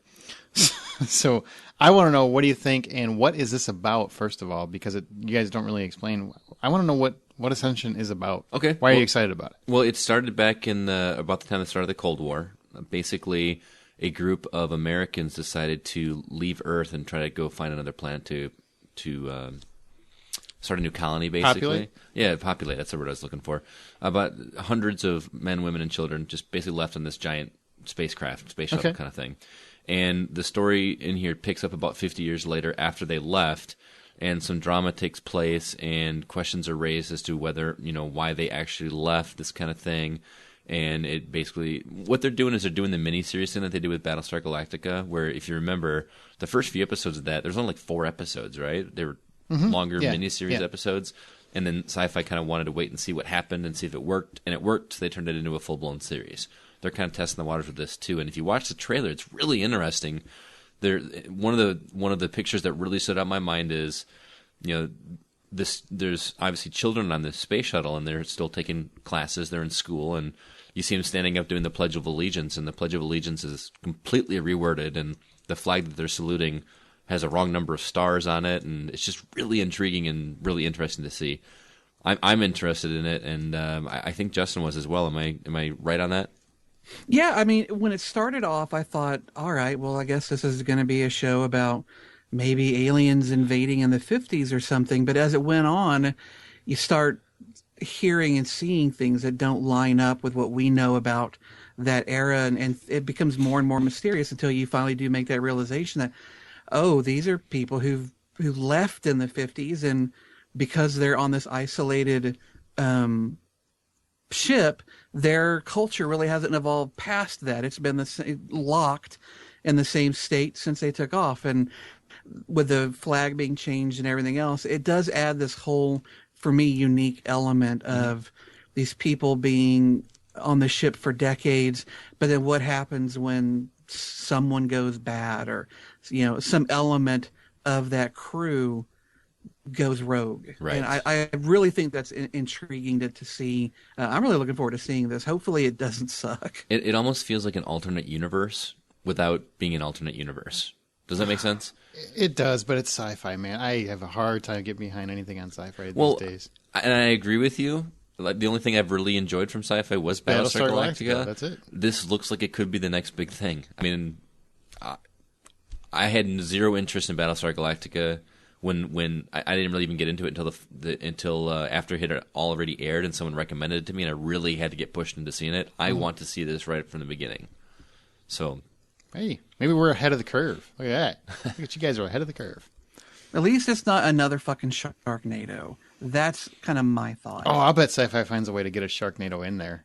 Like, that'll be part of the story for some episodes. Like, while the spacecraft goes away, you just see one in the distance sharks flying on the planet. around. Like, they got released somehow. Oh, yeah. That would be a great movie. Brian, did you have any interest? I know I'm looking probably a little bit too far down the road with this. But if this is a hit and it does last a few years and everything, and then they finally say, okay, we got to end this. If they end up bringing the ship back to Earth, I want to hear this song. Oh! Is that Welcome Back, Cotter? All right. Yeah. Yeah. That's all I'm saying. Once again, we get the audio engineers trying to throw out. I thought it sounded fine, Brian. Oh, Hey, good. Lord. You know what? And that's all I care is as long as I make Justin laugh and it sounds good to him. I know, don't screw think he the laughed. rest of 'em. I didn't hear him laugh. I heard him say, that sounds all right, Brian. That's what I heard. I heard RoboCop. That's Justin's voice in my head. It's always RoboCop. You need to pull your head out of your ass. You hear better. Yeah, exactly. Also, we were profiled. I forgot. We were profiled on For the Love of Pod, which it's a podcast that profiles other podcasts. Kind of lets you know about podcasts that they find interesting or unique or funny or whatever. And we were profiled on their show. So definitely check it out. I will have the link in the show notes, but we should definitely mention that. That was very cool. And last time I got profiled, I got a ticket. It was very cool, and we really appreciate that. So, guys, make sure to check that episode out. It's very cool. Let's go to DVD and Blu-ray, Scott, before we go to Disney. All right. Well, we are not going to have a regular episode next week. Like Aaron mentioned, we are going to have a spoiler cast for X-Men. So in lieu of that, I jumped ahead for releases because there wasn't a whole lot interesting coming out for May 20th. Excuse me. Yeah, May 27th. So I actually jumped ahead to June 3rd. We had 3 big ones coming out there. The first is Lone Survivor. It's the movie that's based on a true story about a Navy SEAL team that's tasked with killing or capturing a Taliban leader. Yeah, it's so good. It's got a good cast, too. Mark Wahlberg, Ben Foster, Taylor Kitsch, Eric Bana, and a lot more. Aaron reviewed it on episode 125, gave it a 750. Mm-hmm. RoboCop, which Aaron and Justin both saw, gave an $8 out of 10. It's a remake of the 80s movie. But completely different. Hey, you know what? I saw it too. Oh, did you? I'm sorry. I didn't see it. Yeah. Hey, over here. What did you give it? I didn't see your score. I don't remember. But it was pretty good. All right. I will be checking that out for sure. If you did your research, you would have figured that out. I did do my research. There was nary a score from Brian. Did you review it on the same episode we did, Brian? No, he did not. Oh, that would be why. Okay. Yeah, that would be why. No, you didn't. Sure. Did you? No. Yeah. I remembered it being just you and I, but I could be totally mistaken. That happens. You sure you weren't drinking, Brian? Because that happens sometimes when you've been drinking. Maybe. But that's not really relevant right now. Well, the last one I'm pretty sure none of you saw, which is Son of God. This is the movie version of the History Channel TV show about the teachings, crucifixion, and resurrection of Jesus. I saw the Bible miniseries. Does that count? Or some of it? Aaron Technically, and Brian seem to be Bible thumpers. I'm sure y'all will see it at some point. Well, that's because, we've got souls, unlike you heartless fucking piece of shit. Wow. Yeah, I'm trying to lose weight. I got rid of mine a long time ago. I understand. Hey, we've all got our different ways of doing that. So, was the you series try to lose any your good? 21 grams, and we'll keep ours. It's good. What was your question? I mean, was the series the Bible series? Because that's well all done? this was is recut from the Bible. No, I understand that. I don't want to say it's good. It wasn't bad. It was interesting. All the reviews I read on it made it sound like it was a good Sunday school lesson, but it was very, very safe. It was very safe. It was too much of a lesson. Some of the production values were questionable, which is probably the only reason I didn't see the movie. I would have went and saw it. I would have liked to have seen it, but put some money behind it. I think they get a lot more clout because they treated it fairly and decently, and they didn't make it all controversial. Right. But there weren't any giant monsters helping. Yeah, it wasn't the antelopes onto the ark. Exactly. It wasn't dumb like Noah. It was just. I'm picturing Godzilla now taking break. Ooh. Now, if they would have put Godzilla in Noah, that could have been a good movie. I would have saw that bitch. That would have been good. Rawr, oh shit! From the outside in topic. Each week we talk about a topic on ours or listeners' minds. This week, these guys actually came up. Yeah, I said actually. Like I'm shocked. So fuck you, Justin. These guys thunk some stuff up. No, these guys came up with a really good topic. It's really interesting. The Walt Disney Company was founded in 1923, and in that time they produced nearly 100 animated movies. Wow, is it really 100? Wow. Almost 100, yep. Beginning with Snow White and the Seven Dwarfs in 1937, and that is quite the storied history. So we're going to talk about Walt Disney animated films, and this excludes Pixar. We might talk about them another time, but we figured we want to give Disney animation a fair shot and a fair shake. So the first question is, what was the first Walt Disney Animation Studio movie you can remember seeing? Wow. I don't know. The first one that I guess probably stuck with me was Bambi.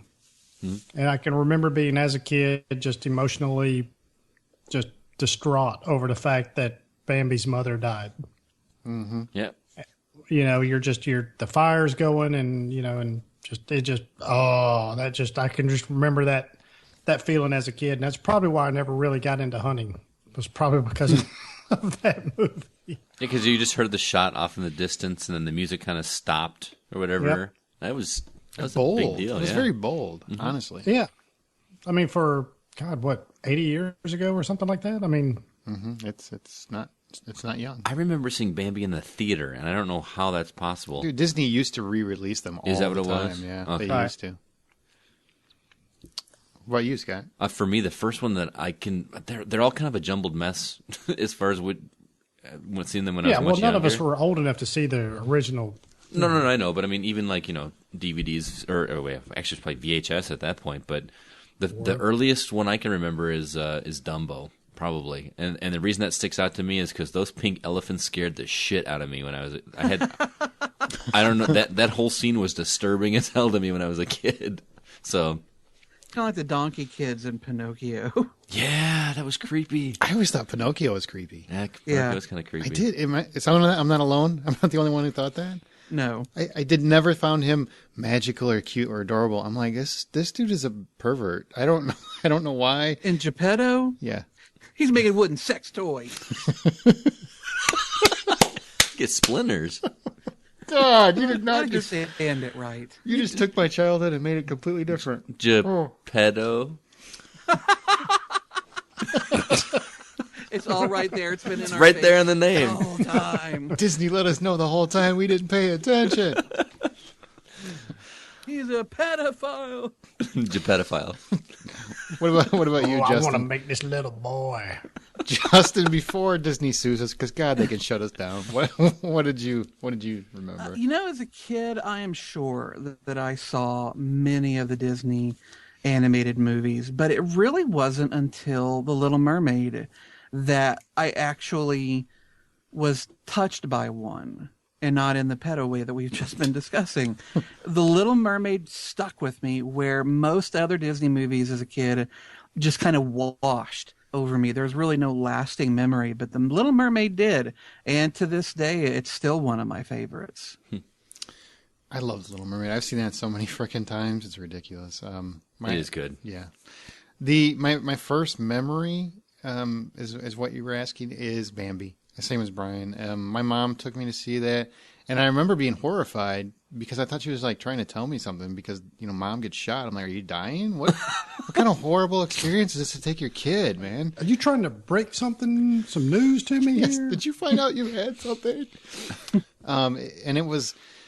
I remember seeing it, and I was a different kid. I'd seen a lot of other kinds of movies, and cartoons weren't really what I was into. So she took me to Bambi because she thought, this is one you'll like. If Sam Raimi had done It was my boomstick. He was the hunter. That's my version of Bambi. Makes more sense. But that's honestly, I remember crying. I remember just being emotional. Like I couldn't believe that a cartoon, because most of my cartoons consisted of Flintstones and Scooby-Doo at that point. Mm-hmm. And when she took me, because back then you had videotapes, but unless you got up and bought them, and they were expensive, we were poor. You didn't really get to see that kind of stuff unless it happened to be on TV, which they didn't come on TV back then. So you had to wait for the re-releases, like we're saying. That's why Disney kept bringing them out. They made a fortune doing that, and that came back, and man, Clamshell VHS cases. yeah. And they would every so often just stop selling them. What was it? They were putting them in the vault or something. Oh yeah. Yeah, it was like a 10-year window. Like they would not release anything, or maybe even longer. I don't know. There was a time for people you youngins that don't recall this, where you could have a Disney videotape and it would be worth hundreds of dollars. Mm-hmm. Ridiculous. But I got to see it re-release, and that's the first one I remember. Before you move on to the next topic, I was going through thinking of some of these movies and some of the content that I remember in these Disney movies that just would not fly in G-rated movies today. Like what? Like I'm talking like I talked about the pink elephants. Dumbo was drunk. A minor underage elephant drunk. That's true. Yeah. Good call. If you watch some of the other ones, there were revolvers and knives and drinking quite prevalent in a lot of these old Disney movies. So you're saying Well, that cartoons was were before fun? we were all pussified. That's what Yeah, I'm that's saying. Like true. now we're so nerfed now for it to be a G rating, it has to have absolutely nothing. Walkie-talkies instead of guns. Oh, don't bring up that blasphemy. It's so bad. So I thought that was interesting. That isn't. And remember when they would subtly put in sex? What was it, The Lion King? Where they had Oh yeah. they had sex. Yeah, the dandelions that drifted up into the sky said sex. Or they did the cover, the poster for Little Mermaid. All the little towers were penises. Remember that? Yeah, the cover, all the towers in the Yeah, they thing were. were penises. Yeah, And then what was the one Maybe from? that's why I watched it so much. There was one from Aladdin where like when he had when yeah, he was all turning good. to be. All good. Yeah, at the scene where Aladdin his carpet raises him up to Talk to Princess, Jasmine. whatever her name is, Jasmine. up to her balcony, and it's something along the lines of, it's been so long since I've seen it, but it's something along the lines of, all good boys and girls take off your clothes. It's like a whisper like Right. underneath. Wait, no, what? it's for real there, man. No, that was Aaron behind me. Well, there's a good chance of that. Yes. Oh, good boys take their clothes off. Scott. Whoa. All right. Let's move on from that awkwardness. What makes for a good Disney cartoon? Is the music most important? The animation, the story? What really gets it working for you?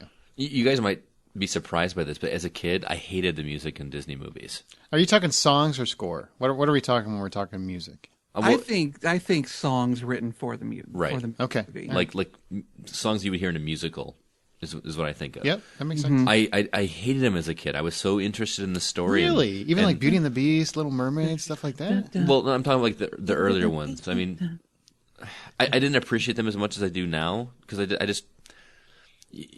Everything's better now where it's with. Oh, it's so good. It's so good. Nowadays, I appreciate them more, but the story always took precedence for me as a kid, and the songs always felt like a distraction. You got to remember, these were my go-to movies for entertainment as a kid. Oh, yeah, because your mom kept you in the closet. I know I mention that all the time. I'm not. I don't. I mentioned it because But seriously, it's true. That's what's It is funny though. about These were like the only movies that I knew without a shadow of a doubt that we can watch this movie. I'm surprised they would let you watch them, considering how many witches and spells and all sorts of, Satan-y looking things kind of wound themselves around in some of the Disney movies. Satan-y looking things. Oh, how Maleficent just looks like the devil. Yeah, it kind of does. I think my mom just drank the Disney Kool-Aid at that point. Okay, and, yeah. If it's got Disney on it, it must be okay, kind of thing. And There's a lot of parents that drink that Kool-Aid. yeah, so for me, it's the story. Even though as much as I love music and that kind of stuff, it's got to be it's the interesting fairy tale aspect of a story, or an animated version of an old story from a long time ago or the book or whatever that just really gets me in and what makes me want to see it. Yeah, me too. I mean, the story has to be there. It has to be present. I mean, my favorite Disney movie really doesn't have any songs that I remember of any kind. But I know they're there, but I don't think of them the same way I do Under the Sea or Let It Go. The story itself, though, is what made my favorite so special. And to me, that's what Disney really does well, is create a story that kids can enjoy, that adults can enjoy. They never pander or play down to their audience. And they always come away with something really special. But that story is the most important part. Mine's heart. It has to have heart. And there are so many, because it's a Disney movie, so I forgive a lot. But they were one of the only studios, and Disney Animation doesn't do that much anymore. I think they did Frozen, right? Frozen and Tangled, and They did that Princess and the Frog still do one too. movies. yeah, they still do movies, but not nearly what they used to. And they're, for my money, not nearly as good as they used to be. And the one thing that they had, and especially in like the 60s, and then they came back in like the 80s to the 90s, and they still had a big run of them too, where they just had heart. They just had something that latched on. Bambi took a few chances. It had heart. Beauty and the Beast was, I believe, the only animated movie ever nominated for Best Picture before they just came out with an animated category. I mean, it was that good. It had that much heart. Little Mermaid, I thought, had heart. There's just so many classics that had feeling to it and depth to it, and just he found a way. Walt Disney, or the company, found a way to make you believe in these characters, to make you feel these characters, even when they were singing. There was a singing crab and whatever the hell else was going on, or you've got a lion on top of a mountain for no reason, singing to a giant group of animals. Whatever it is, they just found a way to make you feel it. And there's something to be said about that heart lasting as long as it did. As you know, I was in school yesterday, and I have a project I'm working with my kids where they have to each come up with a fairy tale. Mm-hmm. And so some of them were doing, Goldilocks and the Three Bears, that kind of thing. At least 4 or 5 of them came up with a Disney movie like Little Mermaid or Snow White. These movies are still prevalent today. Well, I mean, they are based somewhat on actual fairy tales. Right, but altered and stuff. But very kids these days, the kids these days have no idea about that. Though. Right, that's their connection that's something to it is the that'll be movies. an interesting thing for them to read when they're 25, 35 years old. To go, they see a tweet or something, whatever is going to be going on. That's the mainstream, media genre at the time, and go, oh wow, Little Mermaid or Frozen is actually based on a fairy tale from the 1800s. How sad is that? The kids don't know that these days. They don't know that all of these Disney movies, most of them are based on fairy tales. They don't know the fairy most tales. adults don't know that. Yeah. There's probably somebody listening going, really? And I feel bad for your education system if you didn't know. What about you, Brian? I got to agree with you. It's the heart. There is something, and I mean, let's face it, Disney, for all intents and purposes, basically invented animation movies. Mm-hmm. So they're the first ones to really, at least as far as mainstream goes. Yes, there were people in other countries so please don't email me with your French submissions or your Spanish submissions from 1907. I don't give a shit. For our purposes, Steamboat Willie. That was Steamboat Disney. Willie is number one. Disney they figured it out early, and they just continued to build on that. But I really think the big centerpiece in that is the heart. It's the emotion. You factor in some good music, and it's just the perfect balance of music where the music is very prominent in the movie, but it doesn't feel like it's a total musical. It's that perfect balance of story and music. Beautiful images, depending whichever era you were, watching them for the first time in, and it's always groundbreaking. And it seems to kind of be maybe not quite cyclical, but maybe more like the tide, where it kind of wanes a little bit. But then whenever it comes back in, there's about 3 or 4 movies that really kind of timestamp an era, much like what I consider like the last big 4, really, Little Mermaid, Beauty and the Beast, Aladdin, and Lion King. And then after that, it kind of waned off again. So it's the heart and the emotion, and that's the key. All right. We're going to get into the fun parts of this. What is your favorite Disney animated movie? Now, are you doing one? Are you doing honorable mentions? What are the rules here, Justin? This is your question. Well, I said movie. That's Okay. a singular thing. That's never stopped you ever. Not ever. Never. Yeah, rules have never really been your forte. Well, I mean, you're right. I do want to say The Little Mermaid, but I have to say, as an adult and having watched these movies throughout my life, and seen how they've evolved from the cell animation and the CG, I gotta say, Tangled has found its way around my heart in ways that no other Disney movie ever has, except for maybe The Little Mermaid. But it's a combination of beautiful graphics, incredible voice acting from Zachary Levi and Mandy Moore, some good singing on both their parts, and some great secondary characters, especially that horse. I think the horse in Tangled may be my favorite Disney character of all time. It's just so funny and cute and tries to be so strong. It's fantastic. I've watched it half a dozen times, and I never, ever, ever get bored watching it. It has every little thing I want, and the ending is perfect. I love it. I absolutely love it. Nice pick. I'm going to be Justin because I'm going to do it my way. I've got different reasons for them. That The Little Mermaid I've watched 1,000 times because that was my daughter's favorite cartoon growing up. I mean, I seriously could tell you word for word the entire movie if I wanted to, and I don't want to.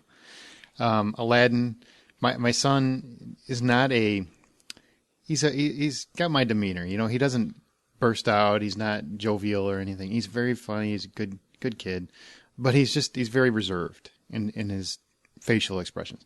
Aladdin is the one movie where he always smiled. You know, he just always ear to ear smiled, laughed, whatever it was. It filled his heart, so to speak. So it was always fun to watch that one with me. So that's a good memory for me. That one has my favorite Disney song, which probably should have been another question, our favorite Disney song, but A Whole New World from Aladdin. Oh, that's a good song. I think is It really my is. favorite song they've ever done. That is a great song. Don't you dare close your eyes. Now, where I thought Ron Williams probably went a little overboard. Whole But new world. Oh, shit. Oh, please edit that out. Even I was like, shoot that dog. And my favorite, Fox and the Hound. Oh, yeah? That's my absolute favorite. It came into my childhood friend, and that's actually, I've been friends with him for 35 years, but, you know, I've known him my whole life, my friend Dennis, and he moved away just for like a period of time, like a year. And it was really hard because that was the kid I did everything with, and that was the movie it was reminiscent, I guess, told the story. It's about two best friends, da-da-da-da. Mm-hmm. So it still sticks in my heart. And plus Kurt Russell's in it. Really? I didn't His know. voice is in it, yeah. God. It's true. But that's not why. That's You just found It's some also connection. clear now. You had us with all the emotion stuff and your friend and all that stuff, and then all of a sudden you drop in Kurt Russell and you just erased all of that. honestly, it's a happy coincidence. That has always been my favorite. Who was he the Disney voice of in that? What's that? Who was he the voice of? I honestly don't Snake remember. Plissken. Snake Plissken. The Fox and the Hound and the I Snake. believe he was Copper and Mickey Rooney was Todd. Yeah. Oh, okay.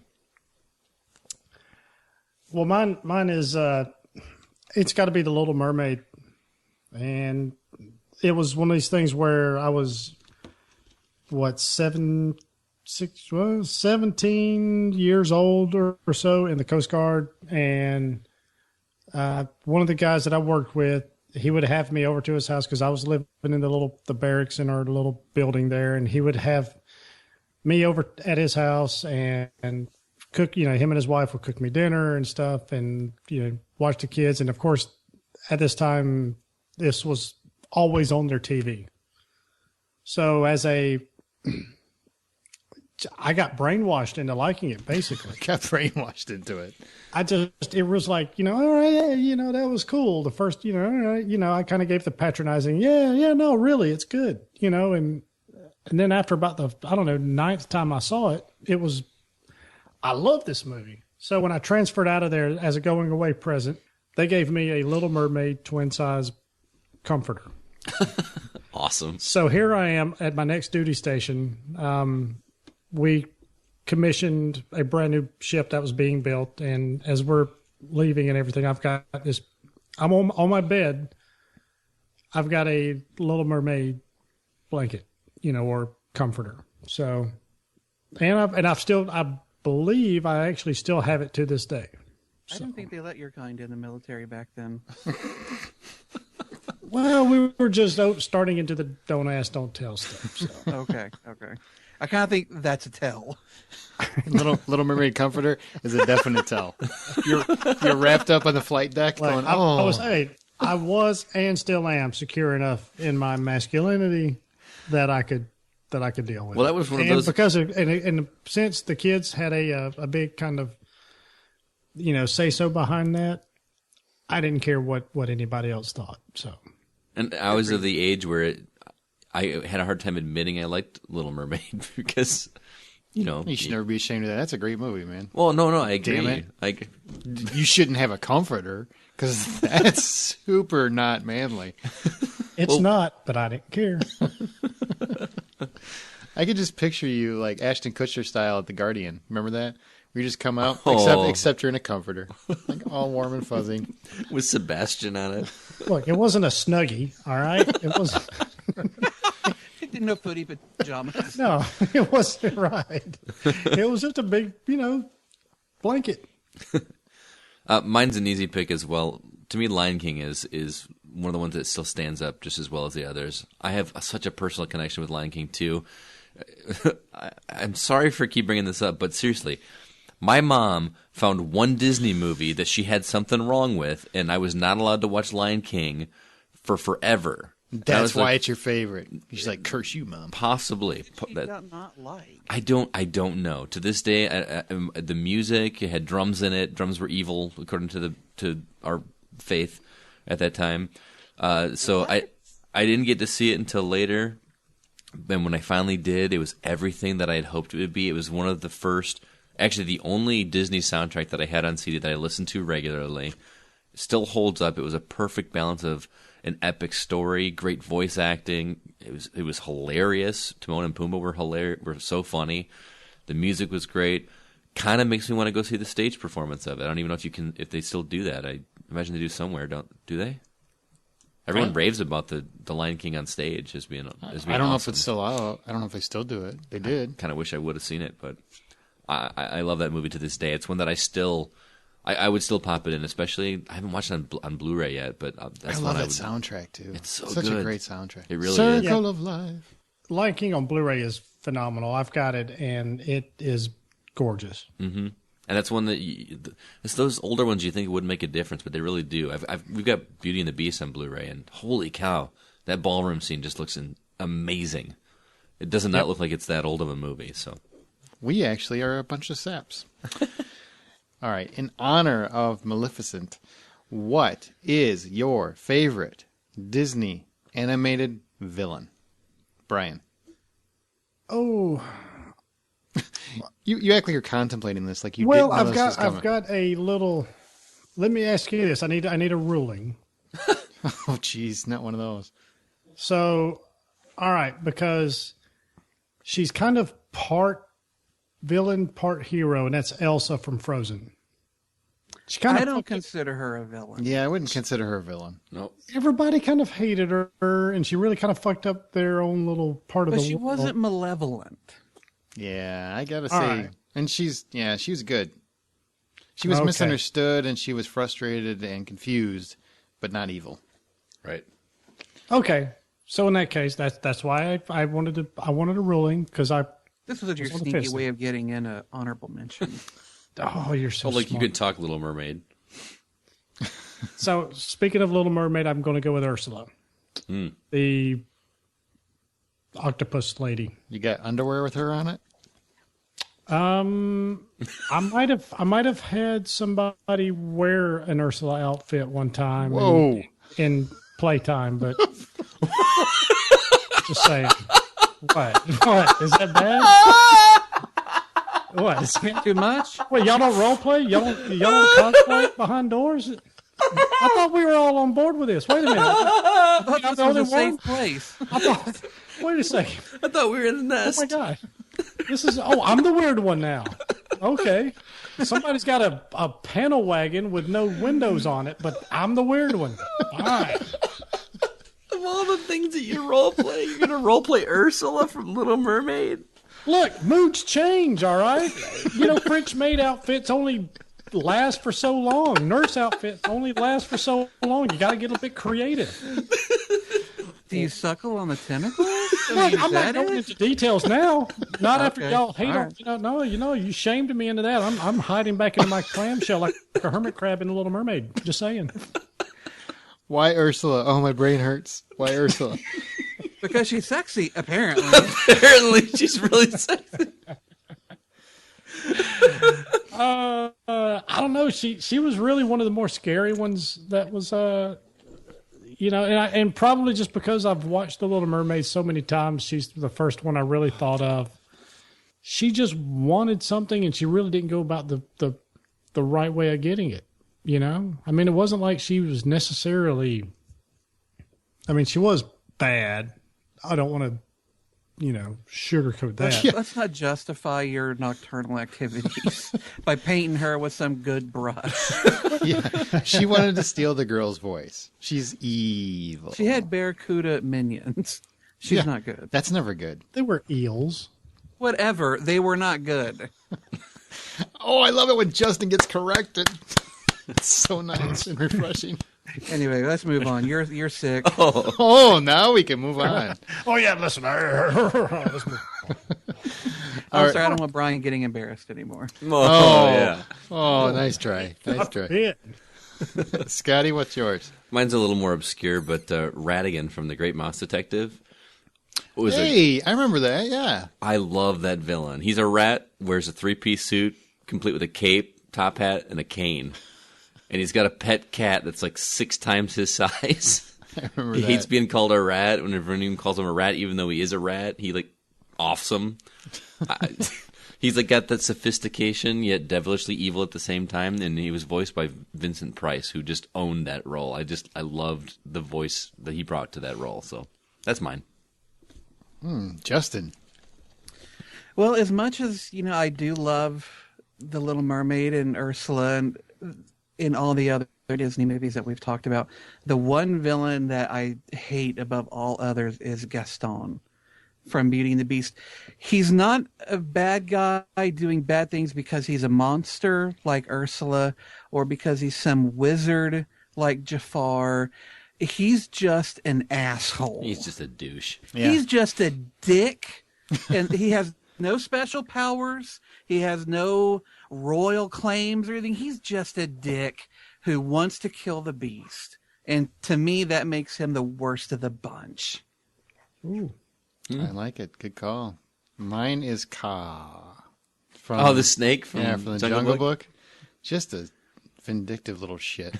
And just that just the way he spoke is just so creepy still. I remember watching it as a kid, and I watched Evil Dead when I was like 5 years old, dude. Nothing freaks me out, or 10 years old, whatever it was.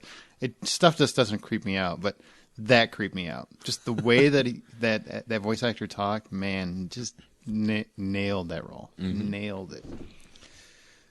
Speaking of songs, I mean, what really, anybody have like a favorite song? Like Justin said, A Whole New World. Or is it Brave New World or is Brave New A World? Whole New World. Is it A Whole New World? Brave New World is a Bucks by Aldous Huxley. Okay.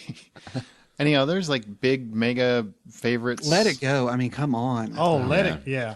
It's hard Oh to my top God. that one. This is all sarcasm. Yeah. No. fuck, No, Let It no. Go is Hell no. incredible. I God, think if there is any that song that will get me belting at the top of my lungs that was in a Disney movie, it is that one. It's You sure weird. that's not like a case of just recentitis? No. Nope. No, it is so No. well done. And what I really appreciate about it is that all the songs, the lyrics were written in a very un-Disney kind of way, in a much more modern kind of style than Disney movies are usually in, where there's some interplay between the different singers who were in different locations. I think it's a sign of good things to come from Disney, and I love that song. I mean, I love this. The song is it's empowering. And It is. I love the song. I think it's been done to death and kind of worn out recently, but it's because everybody's got their little YouTube video. No, I don't watch all those because I don't want to get tired of that song. It's a great song. It is. No, but it's funny when you got a bunch of army guys. There's like 10 guys sitting in this little room singing the song and then just going nuts over it. It's hilarious. Yeah. Mine would be Hakuna Matata. For whatever, I like that so much more than Let It Go, because that is a song that, and don't get me wrong, Let It Go is great. I think it's too soon for me to say that's my favorite Disney song. Mm-hmm. But Hakuna Matata still, that comes on instantly. It's in my head. I'm like, Hakuna Matata, what? And I feel better. Whatever sucks feels better. You can't help but smile when you hear that song. You cannot. Or sing it in your head. And God knows I don't smile enough, so bam. I like You Ain't Never Had a Friend from Aladdin. Oh, that's good. I like that that's one a good. lot. I know Robin Williams was like, you talking about being born for a role. That's like a perfect role for Robin Williams, and he nailed that song too. He was. And that was, I think he kind of went overboard after that movie, but he was. You mean with the 2 sequels, you mean, or just in general? as No, an actor? just him in general. Yeah. Just him in general. All right, what do our listeners think for theirs? Well, on Facebook, Michael Faulkner said, I don't remember my very first Disney animated movie, though I want to say The Sword and the Stone, or maybe The Fox and the Hound. My favorite Disney Go animated Faulkner. movie is The Lion King, with The Fox and the Hound as a close second. As long as I have fun while watching it, I consider a Disney flick good. If it moves me emotionally, it makes the jump to great. Favorite villain? Probably Scar. I like Jafar a lot as well. Oh, Scar's hard to top. That's a good one. Again, I've never seen The Lion King, so all this stuff. Are you just- serious? Wow. It's because it was all about animals, and I have no interest in watching a movie about animal characters. I much prefer the human characters.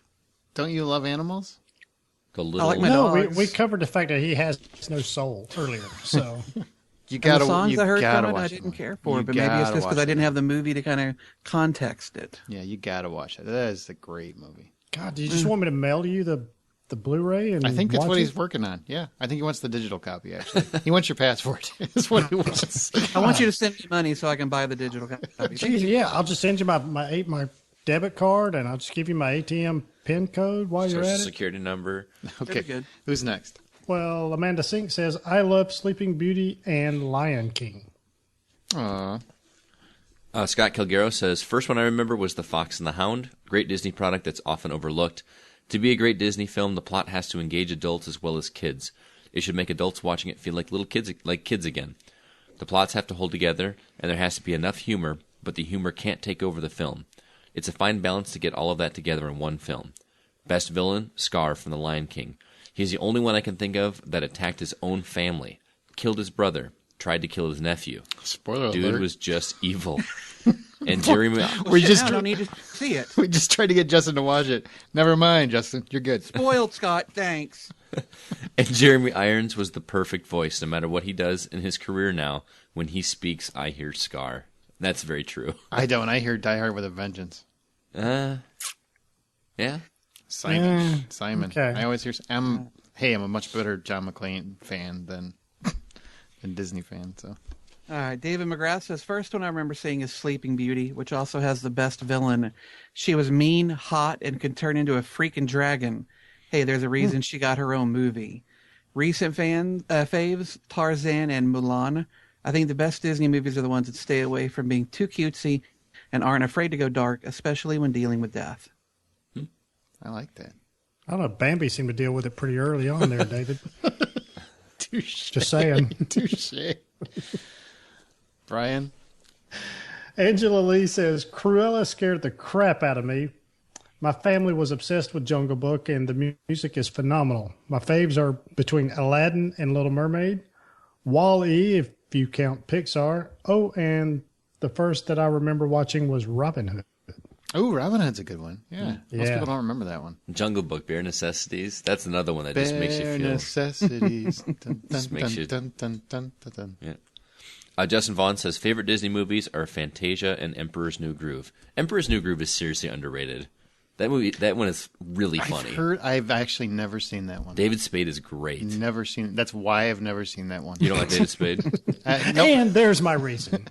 It's just for whatever reason I saw that and went, "This is a low budget. This is one of those Disney knockoff." That's what I'm movies." saying. Is it looks like that, but it actually is pretty good. Okay. Can I interject a little question in here? Sure. All right. Since the technology with animation has just gone off the charts compared to what we grew up with, and really even before our days, but we were raised on those movies that were 10, 20, 30 years older than us. Is it hard to go back? If you see a clip of Jungle Book or Fox and the Hound or Robin Hood now, does it make you cringe a little bit watching the poorer quality animation, or do you No. still? No. Does no, it? Okay. Not at all. Nah, I'm the same way. I just didn't know if I was alone in that boat or if all of you guys are in here with me. Disney gets nostalgia exemptions, as far as I'm concerned. I will always look at them and go, I love it because it was a product of its time. It holds up. It's more the characters for me than how it looks. So as long as the story works, it works for me still. I they're think still works of art. I think the bigger issue, if you were trying to introduce it to today's audience, is the music styles of some of the older ones. You get that, like we talked about Sword in the Stone, that little opening song that they do at the beginning when they're going through flipping the pages. That style of music and that over vibrato that they've got there, you don't hear a lot of that in today's music. I think that's the bigger hurdle to get with people than the actual animation. Who's next? All right, Stephen White. First Disney movie I remember seeing was Dumbo. My favorite Disney movie is The Emperor's New Groove. David Spade was so funny in that movie. See, I'm not the only one. I'm not doubting you. It's just that's what kept me away at the time. Robert John Davenport says, first movie that I have a clear memory of watching is Dumbo. What makes a good Disney cartoon? Damn it, if I don't leave there feeling like crying or that I fell in love. Well, someone didn't do their job right. Aw, I like that. Favorite movie is Beauty and the Beast because I seem to identify with a character in that movie. If anyone else calls my wife a beast, I'll rip their throat out. So he's Belle? I'm thinking teacup, but whatever. See, I'm thinking he's Gaston, but whatever. Wow, you just called him an asshole. I'm just kidding.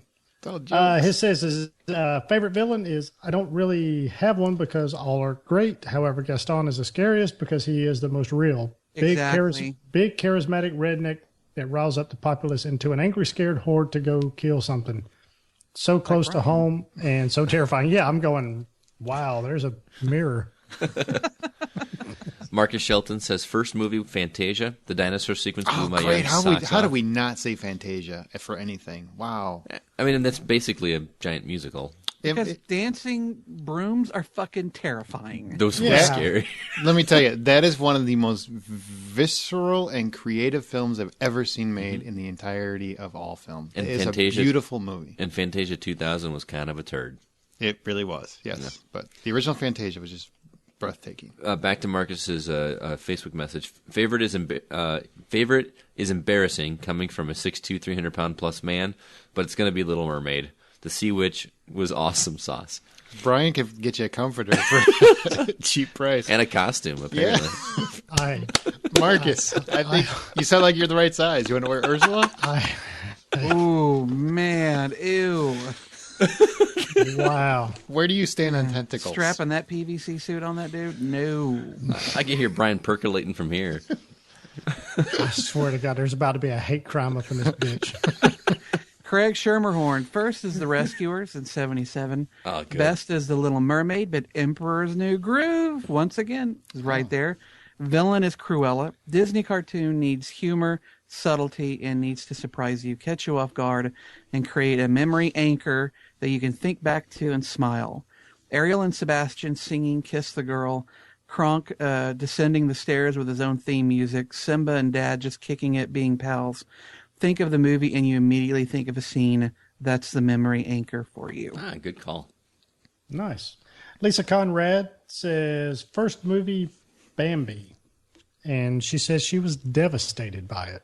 That's countered. The R comes after the A. I'm surprised the NRA hasn't had Baby I figured it was down. a typo or something.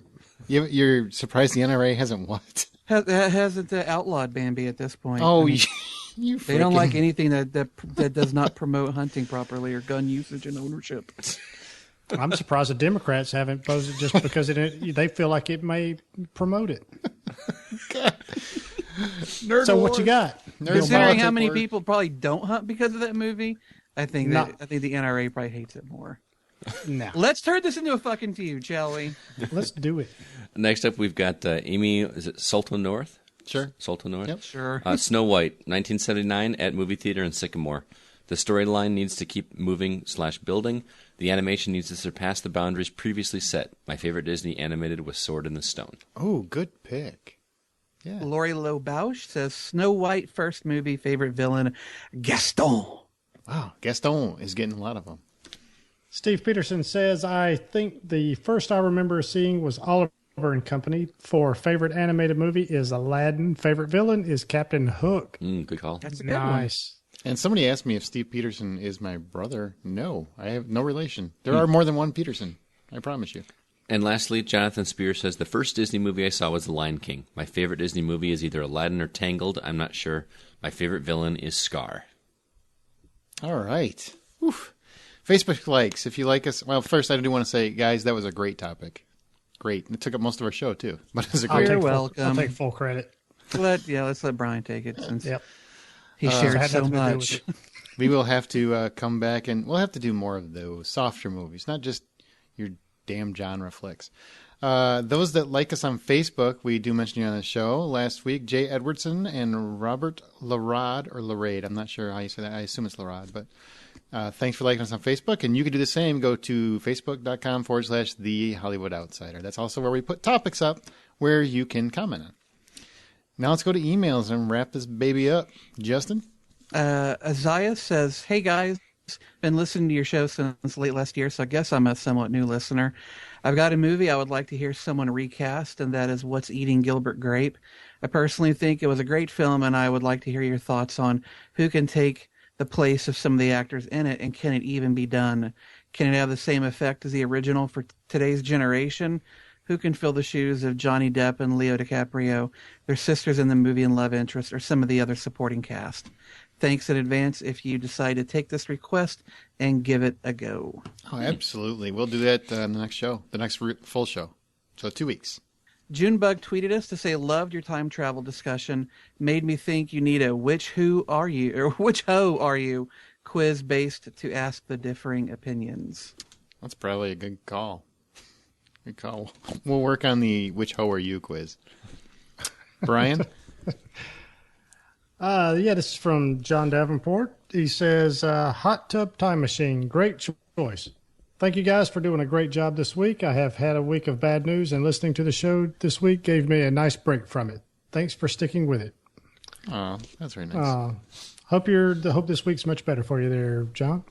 And D.A. Cheney says, iZombie really does sound like a revisit to True Calling. That's what I thought from the moment you described it. Hashtag recasting classics. I love the recast of Young Frankenstein, except ScarJo. I'm trying to think of another I like more. And we good went luck with that. Well, we actually went back and forth with that. So we had both. I think we both had some pretty good ideas. I do want to add to the iZombie thing. There are 2 things real quick. And somebody had emailed me directly, and honestly, I must have accidentally deleted it, so I can't remember who it was. I apologize for that, but I've had a hectic week. I'm not going to go into it, but it's a crazy week. iZombie, 2 things. One, it was based on a graphic novel. I did not know that. And 2, it was based, Rob Thomas is actually the creator of it, which I did know, but I forgot to mention. It's Rob 3 Thomas of a.m. Matchbook 20 or, yeah. or Rob Thomas of Veronica Mars? Veronica Mars, Matchbox 20. I mean, Veronica Mars. Just Veronica Mars. So It's that's 3 a.m. if that helps cover that crazy-ass plot, fine. But for me, it's still pretty ridiculous, but I still want to see it. Scotty? We got an email from Dan. He says, hot tub time machine. No. He says hot tube time machine. That's a whole different movie, my friend. Hot tube time machine. Did say hot tube. Hot tube. Awesome movie. Just awesome. One of my favorite comedies of the last 10 years. Usually I don't take or have the time to write in on a weekly basis for the movie trivia section, but for a movie this good, I couldn't help myself. And since I'm writing, I had to throw Scott a bone.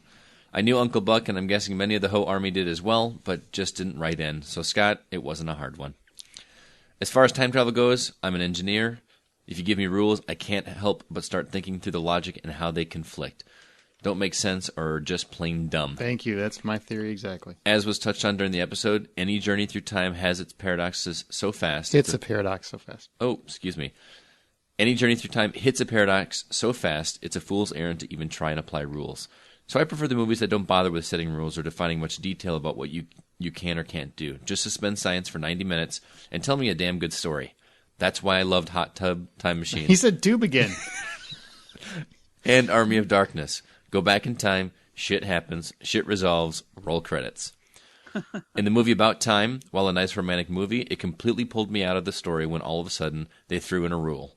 How random is the rule that you can't have the same kid because the odds of connecting the same genetics is too remote? With the unlimited randomness and chance in the world, why that one? As always, you guys rock. Aaron, I give the thumbs up on every episode in Stitcher, and I'm even considering finding the podcast in iTunes just to give it a 5-star rating. I will heart you. Your pleas for support are driving action. Thanks, Dan. Please review us in iTunes. Dan. Aaron will send you a $10 Coupon. check. $10 coupon. The hot tube time machine. To the sizzler. I want to see the hot tube time machine so That bad. should be the porn version or something. Hot tube time. All I feel right. like I've seen billboards on the highway, like that's like some kind of advertisement for some sort of like Asian massage parlor or something.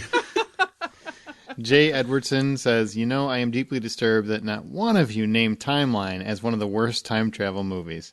Because I liked it. Oh, boy, hang on, let me finish there. Paul Walker, God be merciful on his soul, was at his very dude broast. The accents were bad. Broist, sorry. The accents were bad. The rules weren't well followed. The rules weren't followed, period. The action was uninteresting. The Spanish would call this un third muy gigantesca. I am not Spanish. So Why did that suddenly sound Russian? Gigantesca. The very gigantic piece of poop is what he said. Yeah, I know what he said. I got it. I know what it means. I just don't say it well. Brian, you like Timeline? It had Gerard Butler in it. I don't know what that means. Yeah, a lot of bad movies have. I was entertained by it. I'm not saying Okay. it was great. I'm just saying it wasn't un turd muy gigantesca. Hey, that's how you say it. I like that. All right. Gigantesca. I'm with you, Jay. I thought Jay, I thought Timeline was not good, but it wasn't one of my worst. There were enjoyable parts to it. Tammy said my favorite Adam Sandler movie, Spanglish, was a dramedy that I could watch whenever it's on. I agree. That's actually a good movie that It is. nobody respects. Mm-hmm. I've never seen that one. That's I think actually- that came out right when I was getting I had an ass full of Adam Sandler. But that was one that would bring that. Wait, what? Good Lord, I didn't know you guys were that tight. You've never Not heard that anymore. expression of having an ass full of something. No. Not of Adam Sandler. Out of Adam Sandler. You guys share some prison time or something together or what? Were you in the we were longest sharing yard? our little mermaid blanket. Ooh, you threw it right Oh, back don't, at you. no, that's a weak. That ain't even going to flip it on me, bitch. You ain't going to flip it that easy. I've already walked away. You can't follow. All right. You can stay through the credits for outtakes. You can go to thehollywoodoutsider.com or tweet us on H_outsider, facebook.com/The Hollywood Outsider. Leave us a message or text us at 818-814-6246. Our email is feedback@thehollywoodoutsider.com. Listen and subscribe for free on iTunes, your Stitcher Radio app. Give us a thumbs up or a rating at either one of those locations, or through our RSS feed. Once again, we will not have an episode next week, not a normal episode, but we will have our X-Men Days of Future Past episode. That's going to do it for this episode of The Hollywood Outsider. I want to thank Justin, Brian, and Scott for a fantastic format this week. Thanks, You guys. are welcome. It's muy gigantesca. Thanks for having me, man.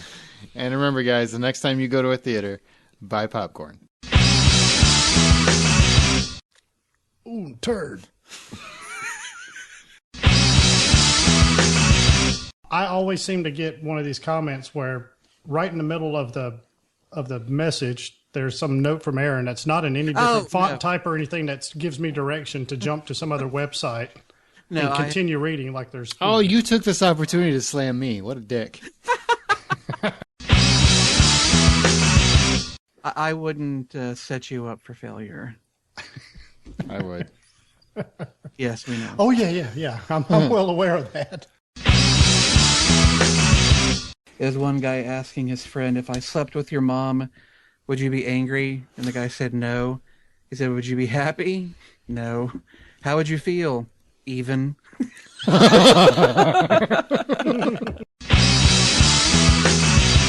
All right. Well, let's cock.